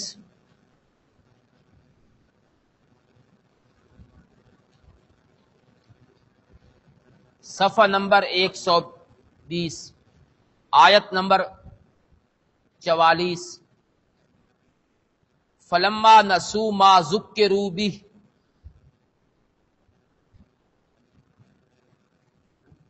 فلما نسوا ما ذکروا بہ، جب ان لوگوں نے بھلا دیا اس چیز کو جس کے ساتھ ان کو نصیحت کی گئی، فتحنا علیہم ابواب کل شیء، ہم نے ان پر ہر چیز کے دروازے کھول دیے جی۔ سبحان اللہ، انہوں نے اللہ کی آیات کو بھلا دیا، چھوڑ دیا، ہم نے ہر قسم ہر چیز کے دروازے کھول دیے، مال دولت پیسہ اولاد رزق بارش فصلیں، ہر چیز کے دروازے کھول دیے۔ پہلے اللہ کہتے ہیں انہوں نے بھلا دیا، اللہ نے نعمتوں کے دروازے کھول دیے۔ یہ جو نعمتیں ملی ان کو اور اللہ نے ان کو انعامات دیے، یہ کس مقصد کے لیے ہیں؟ اس لیے کہ اللہ ان پہ راضی ہیں جی۔ انہوں نے تو وہ کام کیا جو اللہ کی ناراضگی کا سبب ہے۔ فلما نسوا ما ذکروا بہ، یہ استدراج ہے جی، اس کو سمجھ لیں۔ کیا ہے جی؟ ڈھیل دینا، آزمائش۔ یہ قربانی کے جو بکرے ہوتے ہیں، ان کو جو کھلاتے پلاتے اور ہر چیز دیتے ہیں، یہ اس لیے کہ اس کو سارا سال گھر میں رکھنا ہے یا کچھ دنوں کے بعد ذبح کرنا ہے جی؟ کھا پی لو، موٹے تازے ہو جاؤ جی۔ میں من کل الوجوہ تشبیہ نہیں ہے، ذہن میں نہ رکھیں یہ بات، صرف تھوڑی سی کسی چیز میں کھا پی لو، اب ذبح کرنے کی باری آنے والی ہے جی۔ تو اللہ کہتے ہیں کھا پی لو، ہم نے دروازے کھول دیے۔ حتی اذا فرحوا بما اوتوا، یہاں تک کہ جو چیزیں ان کو دی گئیں اس پہ اکڑنے لگے، بجائے اللہ کا شکر ادا کرنے کے فرحوا، اکڑنے لگے۔ اے مال اساڈا، یہ دولت ہم، اللہ اگر ہم پہ راضی نہیں ہے تو اللہ نے ہمیں کیوں دی ہوئی ہیں چیزیں؟ یہ اکڑنے لگے۔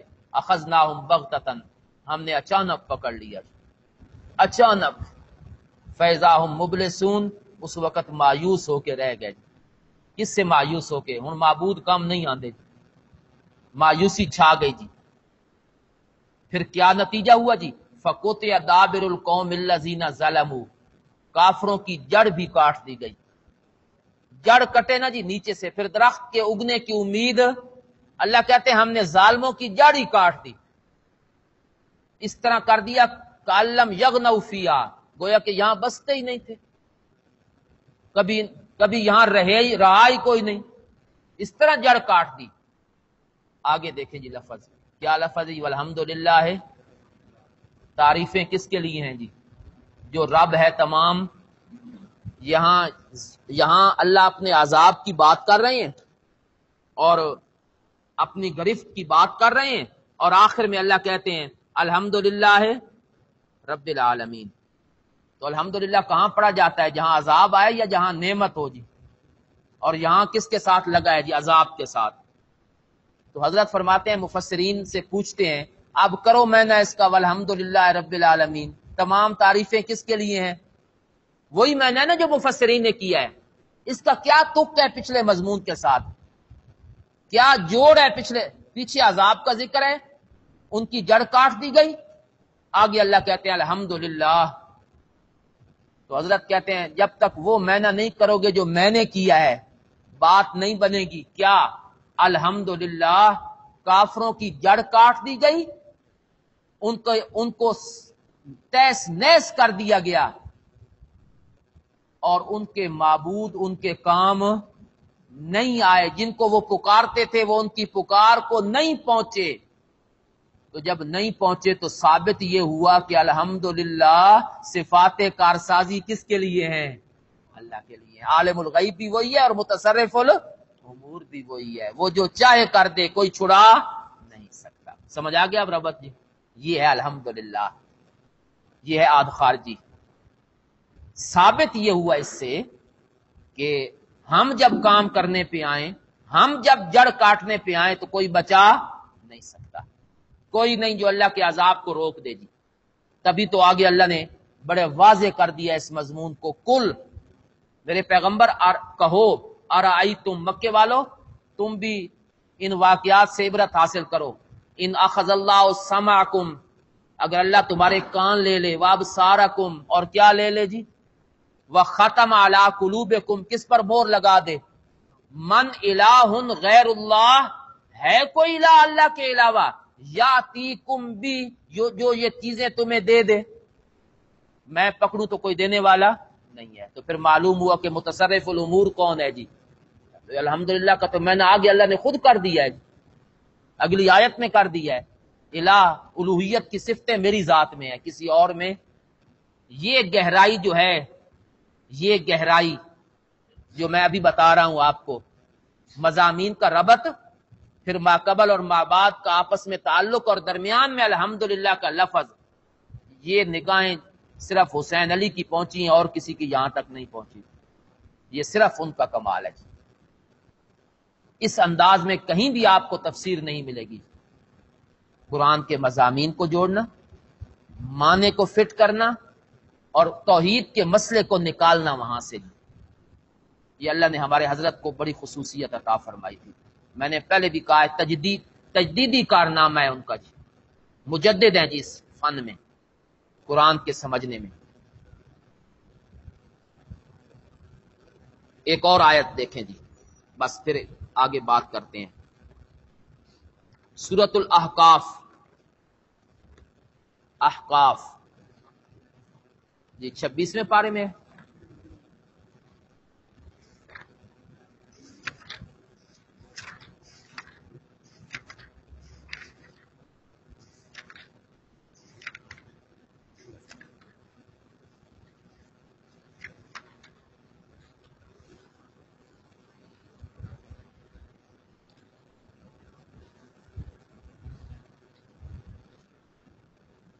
آیت نمبر 28، صفحہ نمبر 456.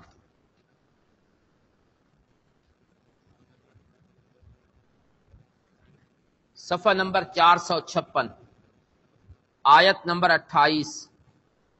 وہ جو میں نے وہاں بات کی ہے جی پچھلی آیت میں کہ کافروں کی جڑ کٹ گئی اور ان کے معبود ان کے کام نہ آئے، تو کیا سمجھ آئی کہ تعریفیں کس کے لیے ہیں، یعنی صفات کارسازی کس کو حاصل ہیں. یہ جو میں نے درمیان میں مفہوم ذکر کیا تھا نا کہ جڑ کٹی اور ان کے معبود ان کے کام نہ آئے، یہ وہاں اللہ نے صراحتاً نہیں ذکر کیا، اس آیت میں ذکر کیا ہے. کہاں جی؟ وَلَقَدْ أَهْلَكْنَا مَا حَوْلَكُم مِّنَ الْقُرَىٰ، مکے والو ہم نے تمہارے آس پاس کتنی بستیاں جو ہیں وہ برباد کر دی. اہلکنا، تمہارے آس پاس کتنی بستیاں ہم نے ہلاک کر دی. قوم عاد، قوم سمود.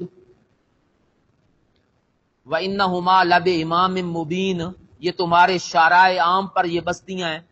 مکے والے سفر کرتے تھے شام کا، تو شام کے راستے میں جب جاتے تھے تو وہ بستیاں جو تھیں وہ موجود تھیں، وہ جو اللہ نے تباہ کر دی. وَإِنَّهُمَا لَبِإِمَامٍ مُّبِينٍ ہے نا قرآن مجید میں. یہ دونوں بستیاں شارع عام پر ہیں، کھلے راستے پر. سبحان اللہ. قرآن کا اعجاز میں آپ کو بتاؤں، قرآن موجز کلام ہے جی.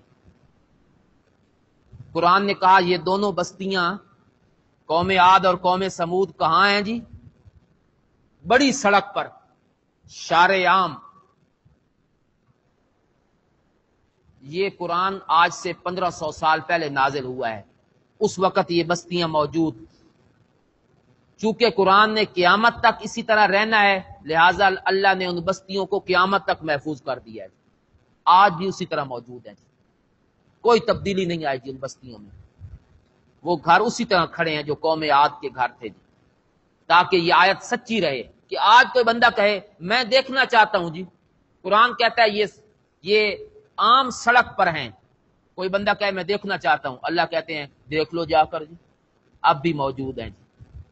تو عرب والوں نے، یہ سعودی عرب میں ہے جی، جو سعودی عرب ہے حجاز کا علاقہ ہے اسی میں ہے، اب بھی موجود ہیں. تبوک کی طرف جائیں نا جی، اور وہاں راستے میں یہ بستیاں جو ہیں یہ موجود ہیں. مکے والے وہاں سے گزرتے تھے. آج بھی، آج کل تو خیر جو ویزا جاری ہوتا ہے وہ مخصوص جگہوں کے لیے ہوتا ہے. آپ جدہ جا سکتے ہیں، مکہ جا سکتے ہیں یا مدینہ، 3 شہروں کے لیے ہوتا ہے جی حج عمرے کا.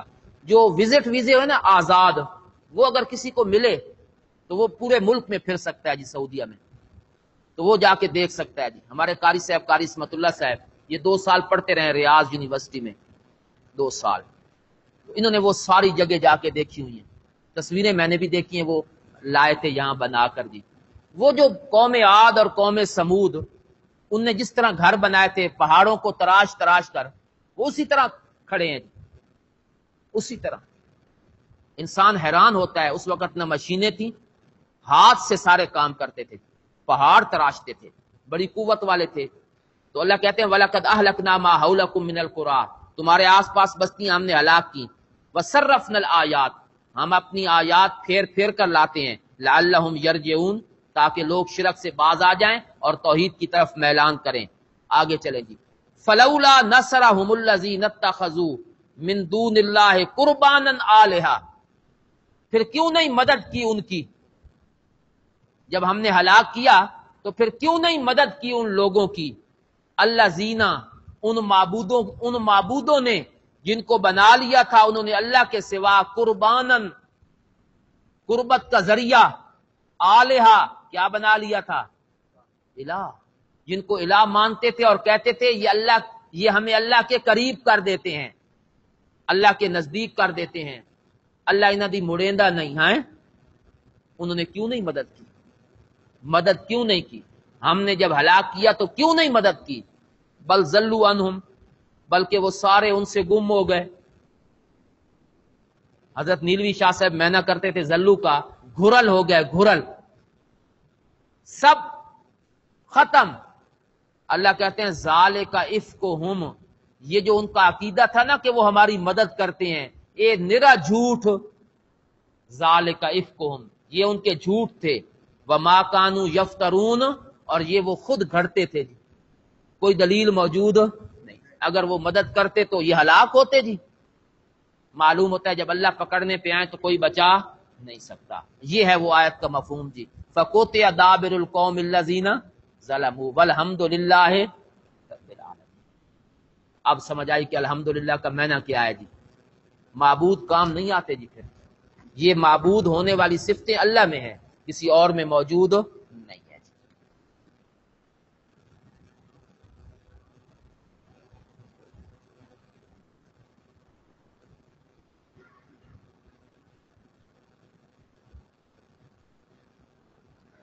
پھر دوسرا کرینہ یہ ہے، ہمارے حضرت کا جو معنی ہے کہ یہاں مخصوص تعریفیں ہیں جو مختص ہیں اللہ کے ساتھ.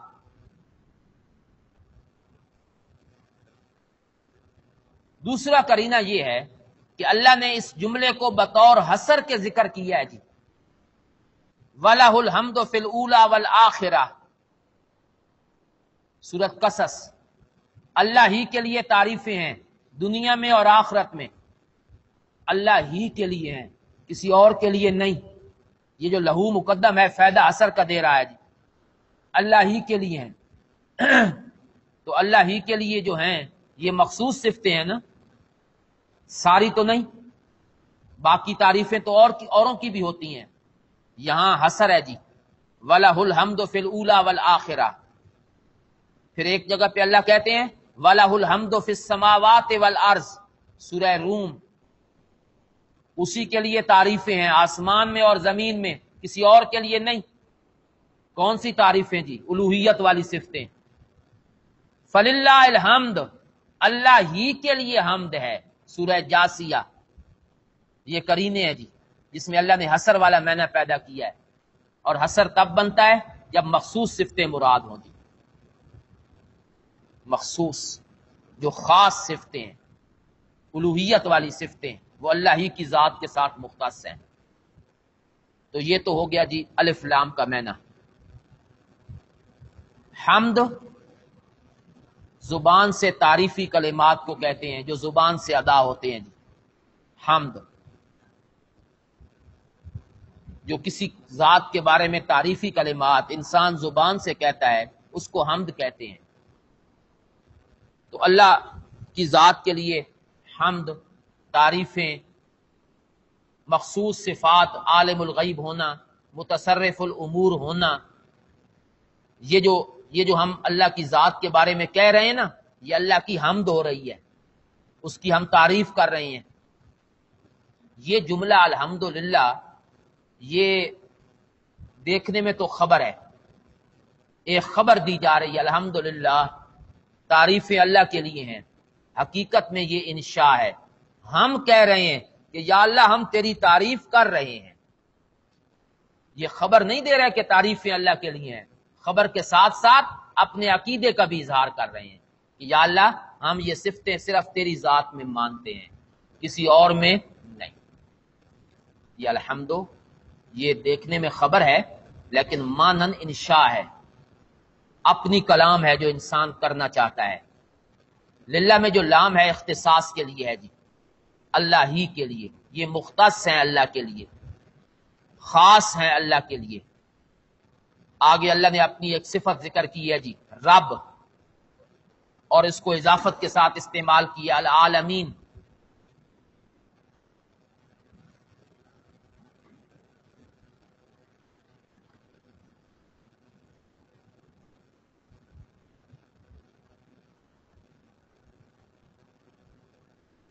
پھر اللہ نے اس کو اضافت کے ساتھ استعمال کیا العالمین۔ رب کس کو کہتے ہیں جی؟ پروردگار، مالک، سید، صاحب،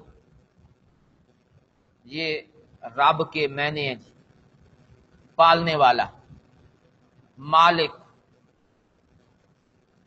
سید، سردار، صاحب، رب الدار، صاحب الدار۔ اور مفردات میں امام راغب لکھتے ہیں رب کس کو کہتے ہیں، تربیت کس کو کہتے ہیں؟ التربیت انشاء الشیء حالا فحالا الی حد التمام، انشاء الشیء حالا فحالا الی حد التمام، کسی چیز کو ایک حالت سے دوسری حالت کی طرف منتقل کرنا اس طرح کہ وہ کمال کی حد کو پہنچ جائے جی۔ انشاء الشیء حالا فحالا الی حد التمام۔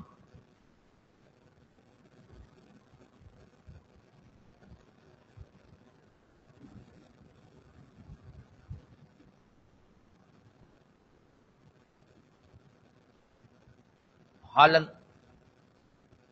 اللہ نے اپنی اس صفت کا اظہار قرآن مجید کے ایک مقام پہ کیا ہے، کس طرح اللہ چیز کو حالن فحالن منتقل کرتے ہیں ایک حالت سے دوسری حالت کی طرف۔ صرف ایک نمونہ اس کا آپ کو دکھا دیں، صفحہ نمبر 309 آیت نمبر 12۔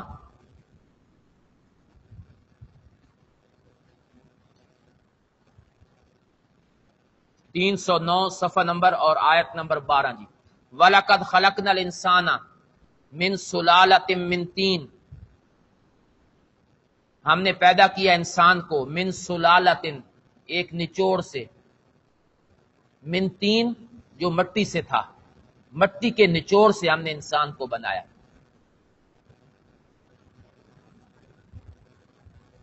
ثم جعلناہ نطفۃ، پھر ہم نے اس کو کر دیا نطفہ، فی قرار مکین، ایک ٹھہرنے والی جگہ، مکین، ہم نے اس کو ایک ٹھہراؤ والی جگہ میں رکھ دیا۔ اچھا جی، یہ جو ہے جی ہم نے انسان کو بنایا ایک نچوڑ سے جو مٹی کا ہے، پھر ہم نے اس کو نطفہ بنایا، ایک مخصوص جگہ پہ اس کو رکھ دیا نطفے کو۔ یہ انسان کی دو تخلیقیں ہیں جس کی طرف اللہ اشارہ کر رہے ہیں۔ پہلی تخلیق ہے آدم کی، آدم کی، سمجھ آ رہی میری بات؟ وہ پہلی تخلیق ہے، اس کو ذکر کیا من سلالۃ من طین، مٹی کا نچوڑ۔ یہ حضرت آدم، پہلا انسان اسی طرح پیدا ہوا جی۔ حضرت آدم یہ مٹی سے بنے، نطفے سے نہیں، ٹھیک ہے؟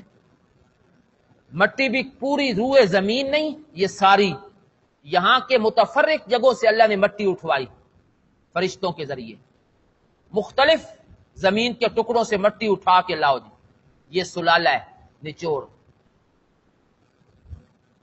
ان کو مکس کیا گیا، اکٹھا کیا گیا اس مٹی کو، وہاں سے آدم بنے جی۔ اسی لیے جب وہ جو اصل ہوتا ہے نا، اصل اس کے اثرات ہوتے ہیں نا، پھر انسان مٹی سے بنا اور مٹی بھی مختلف علاقوں سے، تو اسی کے اثرات انسانوں میں آپ کو مختلف نظر آتے ہیں جی۔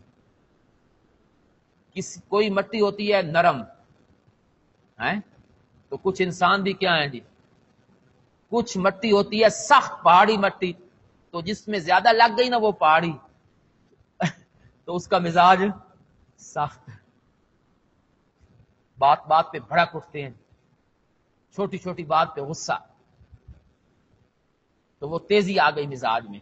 اچھا، کچھ مٹی سفید تو رنگ بھی سفید، کچھ مٹی سرخ تو رنگ بھی انسانوں کے، کچھ مٹی کالی، کالی پہاڑ بھی ہوتے ہیں تو انسانوں کے رنگ بھی کالے، تو وہ اثرات ہیں اصل کے اثرات آتے ہیں مٹی کے۔ تو اللہ نے ہر انسان کو آدم کو مٹی سے بنایا، یہ پہلی تخلیق ہے جی۔ پھر اس کے بعد نطفہ بنا دیا، یہ اگلی تخلیق ہے جی۔ پھر اس کے بعد ساری نسل جو ہے نا وہ نطفے سے چلی، اور نطفہ بھی فی قرار مکین، ایک ایسی جگہ پہ جو ٹھہراؤ کی جگہ ہے، وہ اللہ نے دوسری جگہ پہ اس کا ذکر کیا ہے، من بین الصلب والترائب، صلب اور ترائب، صلب کہتے ہیں پیٹھ، ترائب کہتے ہیں ہنسلی، تو ایک نطفہ جو ہے وہ یہاں ہے اور ایک پیٹھ میں ہے، مرد کا نطفہ پیٹھ میں ہوتا ہے، عورت کا جو ہے وہ سینے میں ہوتا ہے، پھر یہ دونوں اکٹھے ہوتے ہیں تو انسان کی تخلیق ہوتی ہے، انسان پیدا ہوتا ہے، ان دونوں کو اللہ ملا دیتے ہیں۔ هل اتى على الانسان حين من الدهر لم يكن انا خلقنا الانسان من نطفة امشاج، ملا ہوا نطفہ،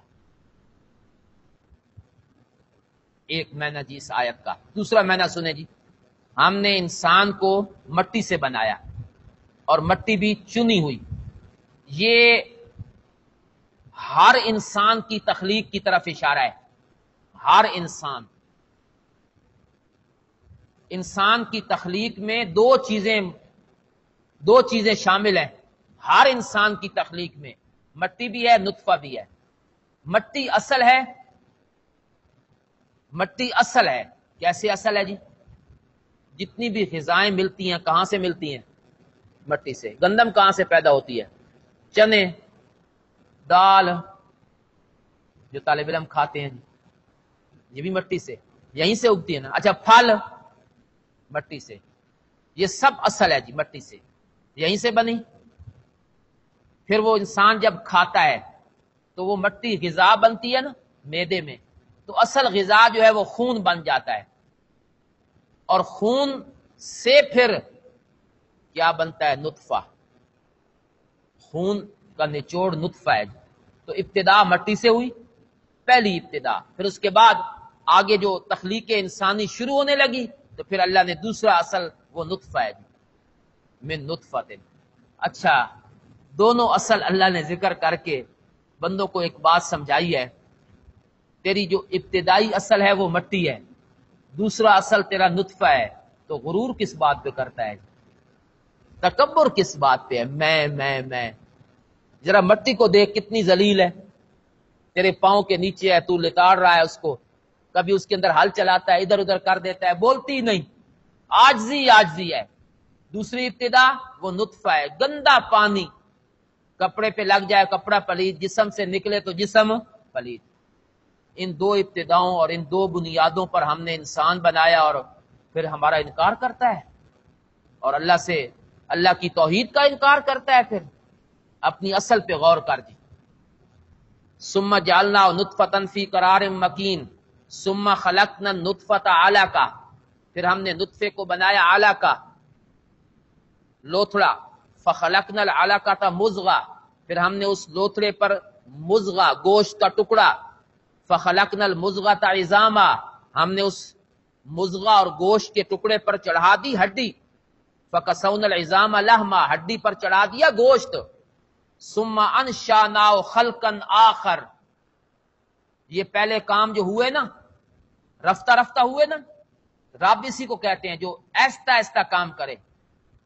یہ پہلے جو کام ہوئے نا اس میں 4 مہینے کا عرصہ لگ گیا، 4 مہینے میں یہی کام ہوتا ہے نا جی، شکل بدلتی رہتی ہے، ہاتھ بنے، پاؤں بنے ہیں، نقش و نگار بنا، پہلے خون کا قطرہ تھا، پھر لوتھڑا بنا، پھر ہڈیاں آئیں، پھر گوشت چڑھا تو انسانی شکل بن گئی۔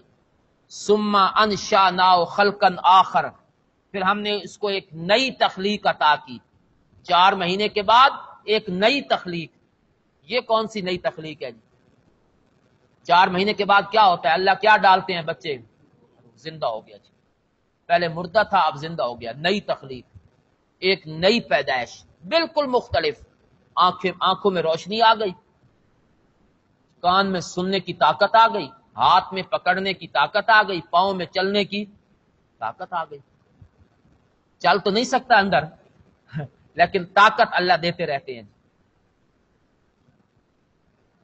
اندر کیا نظام ہے ہم کیا جانے جی، کہاں وہ کیا کرتا ہے اندر، اللہ کیسے اس سے افعال سرزد کرواتے ہیں۔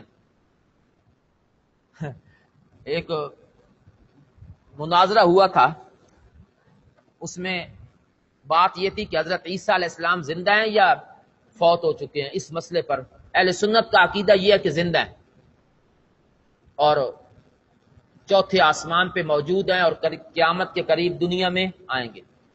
اچھا، وہ جو مخالف تھا دوسرا، وہ کہتا تھا نہیں مر گئے ہیں،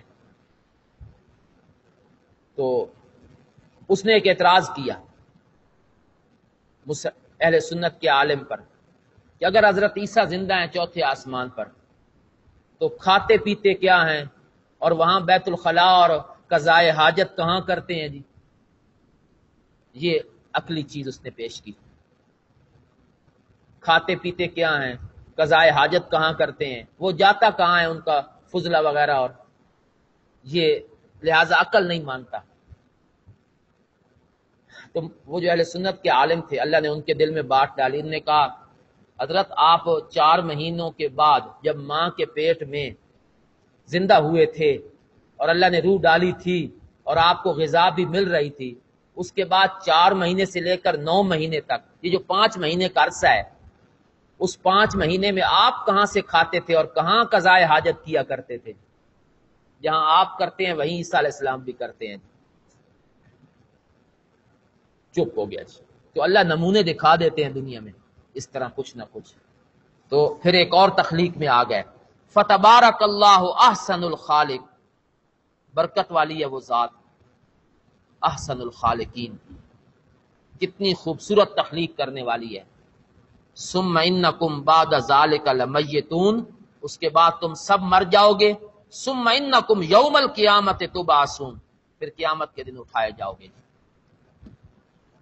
تو یہ تربیت کا ایک انداز ہے جس کا ذکر اللہ نے اس آیت میں فرمایا ہے۔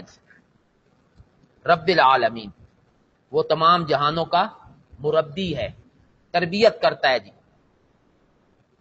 ایک چیز کو نشو و نما کرنا اور اس کو حد کمال تک پہنچا دینا۔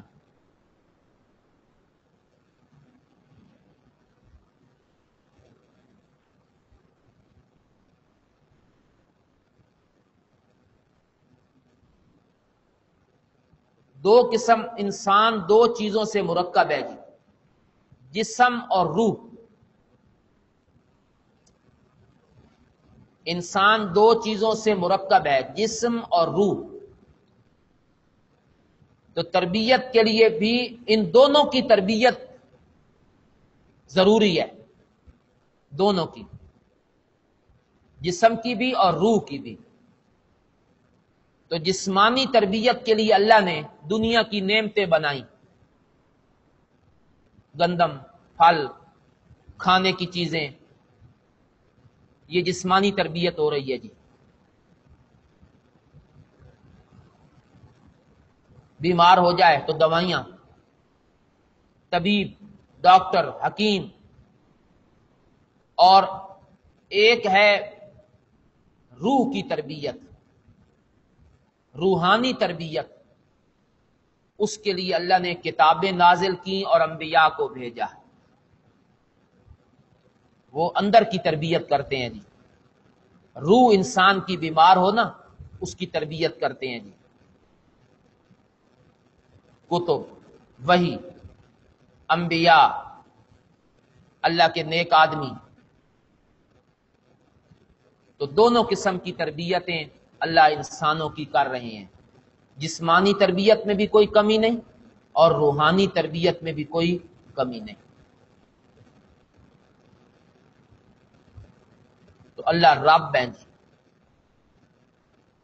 جس کو ہم کہتے ہیں پالنے والا، پروردگار۔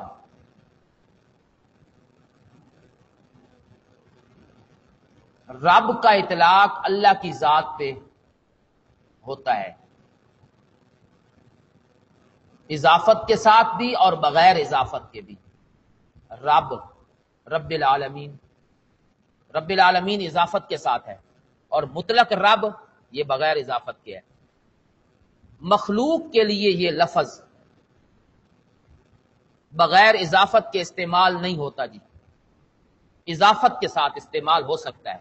رب الدار، گھر کا مالک، رب البیت، کمرے کا مالک۔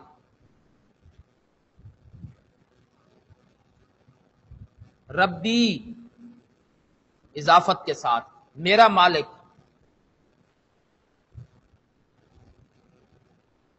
تو یہ جو رب کا اطلاق ہے جو مخلوق کے لیے ہوتا ہے اضافت کے ساتھ، اس میں پھر وہ معنی نہیں ہوگا جو اللہ کی ذات کے لیے ہے۔ یہ مشاکلت اسمی ہے، شکل میں ایک دوسرے کے ساتھ ملتے ہیں، معنی میں نہیں۔ اللہ کے لیے رب کا لفظ استعمال ہوگا تو اور معنی ہے، مخلوق کے لیے ہوگا تو اور معنی ہے، لیکن اسمی مشاکلت ہے، اسمی نام ملتے ہیں بس، معنی نہیں ملتا۔ تو مشاکلت اسمی میں لفظ ایک دوسرے کی جگہ پہ استعمال ہوتے ہیں جی۔ مثلا اللہ انسان کے بارے میں کہتے ہیں فَجَعَلْنَاهُ سَمِيعًا بَصِيرًا، ہم نے انسان کو سمیع بھی بنایا، اور تو یہ اللہ کی صفتیں بھی ہیں نہیں، سمیع اور بصیر، تو پھر کیا انسان اللہ کے شریک ہو گئے جی؟ نہیں، یہ صرف نام، شکل ایک جیسی ہے لفظوں کی، معنی ایک جیسا نہیں ہے۔ اللہ سمیع ہیں ما فوق الاسباب، ہم سمیع ہیں ما تحت الاسباب، ہے نا جی۔ اب آپ میری باتیں سن رہے ہیں، مدرسے میں کوئی بول رہا ہے آپ سن رہے ہیں جی، آپ کے گھر میں کوئی بول رہا ہے آپ سن رہے ہیں، اللہ ہر جگہ پہ سن رہے ہیں۔ آپ کی سماعت اسباب کی محتاج ہے، کانوں کی، اللہ کی سماعت اسباب کی محتاج نہیں ہے، وہ کانوں کا محتاج نہیں۔ آپ کی سماعت روح کی محتاج ہے، اندر روح ہوگی تو سنیں گے، اللہ کی سماعت اس کی محتاج نہیں ہے۔ روح نکل جائے تو بندے سنتے ہیں جی؟ کوئی نہیں، ختم۔ میت، مردہ، المیت لا یسمع شیئا، کچھ بھی نہیں سنتا جی۔ جس طرح دیکھتا نہیں ہے، پکڑتا نہیں ہے، چلتا نہیں ہے، سونگتا نہیں ہے، چکھتا نہیں ہے، اسی طرح سنتا بھی نہیں ہے۔ تو یہ سماعت جو ہے نا اللہ کی، یہ ما فوق الاسباب ہے، اور انسان کی ما تحت الاسباب۔ اس لیے رب اگر مخلوق کے لیے بھی استعمال ہوتا ہے نا تو وہ صرف مشاکلت اسمی ہے، شکل ملتی ہے۔ العالمین جی، عالمین جمع ہے عالم کی، عالمین جمع ہے عالم کی۔ عالم یہ اسم اعلی کا صیغہ ہے جی، جیسے خاتم، اسی طرح عالم۔ خاتم کس کو کہتے ہیں؟ ما یختم بہ، وہ چیز جس کے ساتھ مہر لگائی جائے، انگوٹھی جو آلہ ہے مہر لگانے کا۔ اور عالم کا معنی ہوا ما یعلم بہ الشیء، جس کے ذریعے کسی اور چیز کا علم آئے، وہ عالم ہے۔ نشانی، کسی اور چیز کا علم آ جائے اس کے ذریعے، وہ عالم ہوتا ہے جی۔ علماء نے معنی کیا ہے جی کل ما سوی اللہ فہو عالم، اللہ کے سوا ہر چیز عالم ہے، اللہ کے علاوہ ہر چیز عالم ہے۔ کیوں؟ کہ عالم کا جو معنی ہے کہ ایسی چیز جس کے ذریعے کسی اور چیز کا علم آئے، تو مخلوق ساری جو ہے نا وہ اس معنی میں عالم ہے کہ اس کے ذریعے انسان اللہ کی پہچان کرتا ہے جی، اللہ کا علم آتا ہے اس کے ذریعے۔ دیکھیں کائنات کا ذرہ ذرہ جب اس میں غور کیا جائے تو کس کی پہچان ہوتی ہے جی؟ اللہ کی۔ اس کے ذریعے کس کا علم آتا ہے جی؟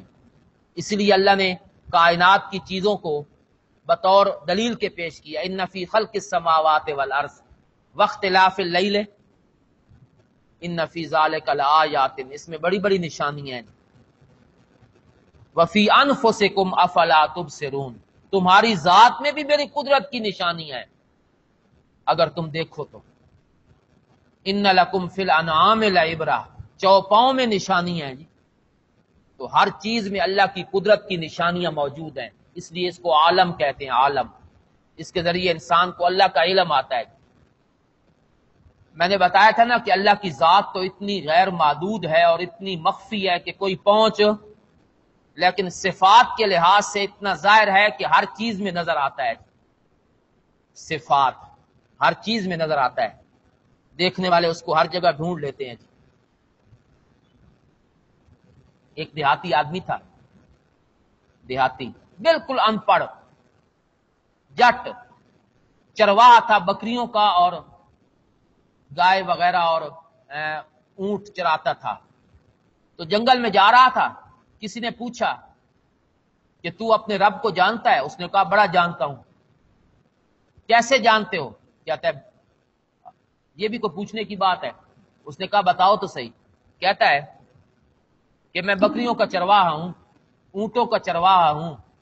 کبھی کبھی اونٹ اور بکریاں وہ میری نظروں سے اوجھل ہو جاتی ہیں اور مجھے پتہ نہیں چلتا کہاں گئی ہیں. پھر میں ان کو جب تلاش کرتا ہوں نا تو ان کے نشانات دیکھ کر تلاش کرتا ہوں. بکریوں کی مینگنیاں جہاں جہاں جاتی ہیں تو وہ مینگنیاں کرتی جاتی ہیں نا، ان کے پیچھے جاتا ہوں، آگے جا کے بکریاں مل جاتی ہیں. اونٹ کا بھی اسی طرح فضلہ وہ دیکھ کر تو کہتا ہے اگر یہ مینگنیاں اور یہ آثار اور نشانیاں یہ اونٹوں اور بکریوں تک پہنچا دیتے ہیں تو یہ کائنات کا ذرہ ذرہ مجھے رب کی پہچان کیوں نہیں کرواتا جی؟ تو میں اس سے رب کو پہچانتا ہوں. زمین دیکھتا ہوں، آسمان دیکھتا ہوں، سورج دیکھتا ہوں، مقررہ وقت پہ طلوع ہو رہا ہے، غروب ہو رہا ہے، چاند، چھوٹا بڑا، ستارے، تو مجھے سمجھ آتی ہے اس کے پیچھے کوئی ذات ہے جو یہ کام کر رہی ہے. عربی کا ایک شاعر ہے، وہ کہتا ہے وفی کل شیء لہ آیۃ تدل علی انہ واحد، ہر چیز میں نشانی ہے جو یہ بتاتی ہے کہ اللہ وحدہ لا شریک ہے. فارسی کے ایک شاعر نے کہا ہر گیاہے کہ از زمین روید وحدہ لا شریک لہ گوید، جو تن کبھی آسمان سے اگتا ہے نا اس بات کی گواہی لے کر اگتا ہے کہ یا اللہ تیرا کوئی شریک نہیں ہے. اگانے والا جو وہ ہے جی. تو العالم کہتے ہیں جی وہ چیزیں جو جہان میں اللہ نے اپنی ذات کے لیے نشانیاں بنائی ہیں. تو رب العالمین ہم معنی کرتے ہیں رب ہے تمام جہانوں کا.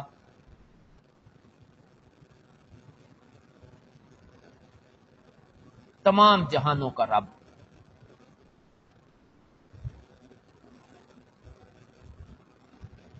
یہ تربیت اور اس کو حد کمال تک پہنچانا اور آخر تک پہنچا دینا یہ اللہ کی صفت ہے، اور اللہ اپنی صفت کا اظہار دنیا میں کرتے رہتے ہیں جی. اور ہر وقت اللہ کی ان صفات کا اظہار ہو رہا ہے جی. سبق کا وقت ختم ہو گیا ہے. 7 سے 9:30 تک پہلا حصہ ہے سبق کا جی. 9:30 سے 10 تک وقفہ ہے.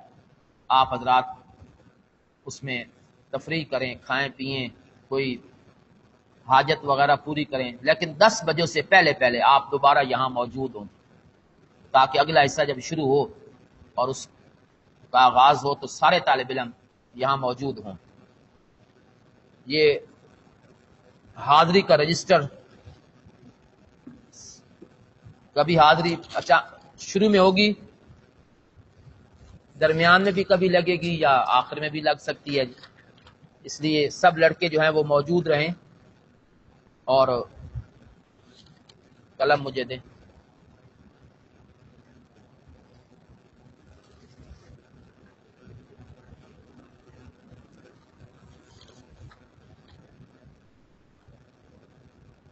حاکم علی، فیصل محمود، محمد یاسین، خالد احمد، قاسم جاوید، شمس الدین، اونچا بولا کریں جی، اکمل شہزاد، انضمام الحق، سعید اللہ، عرفان اللہ، اب عبید الرحمان، شعیب الرحمان، حسنین معاویہ، عزیر الحسن، فیصل رحمان، فیض احمد، آپ بیٹھے تو ہیں، فیض احمد، امیر حمزہ، خلیل الرحمان، نور خان، محمد عثمان، محمد اسحاق، نوید عباس،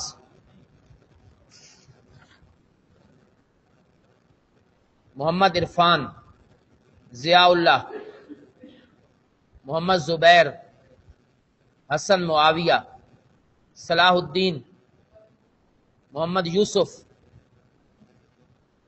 برہان الدین، عصمت اللہ، ثاقب اعجاز، محمد نعمان، عبدالحق، محمد نوید، خدا بخش، عطاء الرحمان، محمد فہد، عثمان انور، محمد احتشام، نعمت اللہ، محمد حسن، عمران یعقوب، شاہد حسین،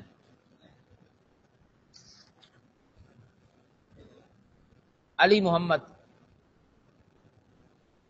محمد عبداللہ بن زاہد مسعود، محمد سلیم بن محمد رمضان، عبد السبحان، عثمان معاویہ، جمیل حسن، جواد قاسم، محمد لقمان، محمد طاہر، عدنان فیصل. جو باقی لڑکیوں کے داخلے اگر ہو گئے ہیں تو وہ نام لکھوا دیں، ورنہ پہلے داخلہ کروا لیں، اس کے بعد پھر نام لکھ دیتے ہیں یہاں.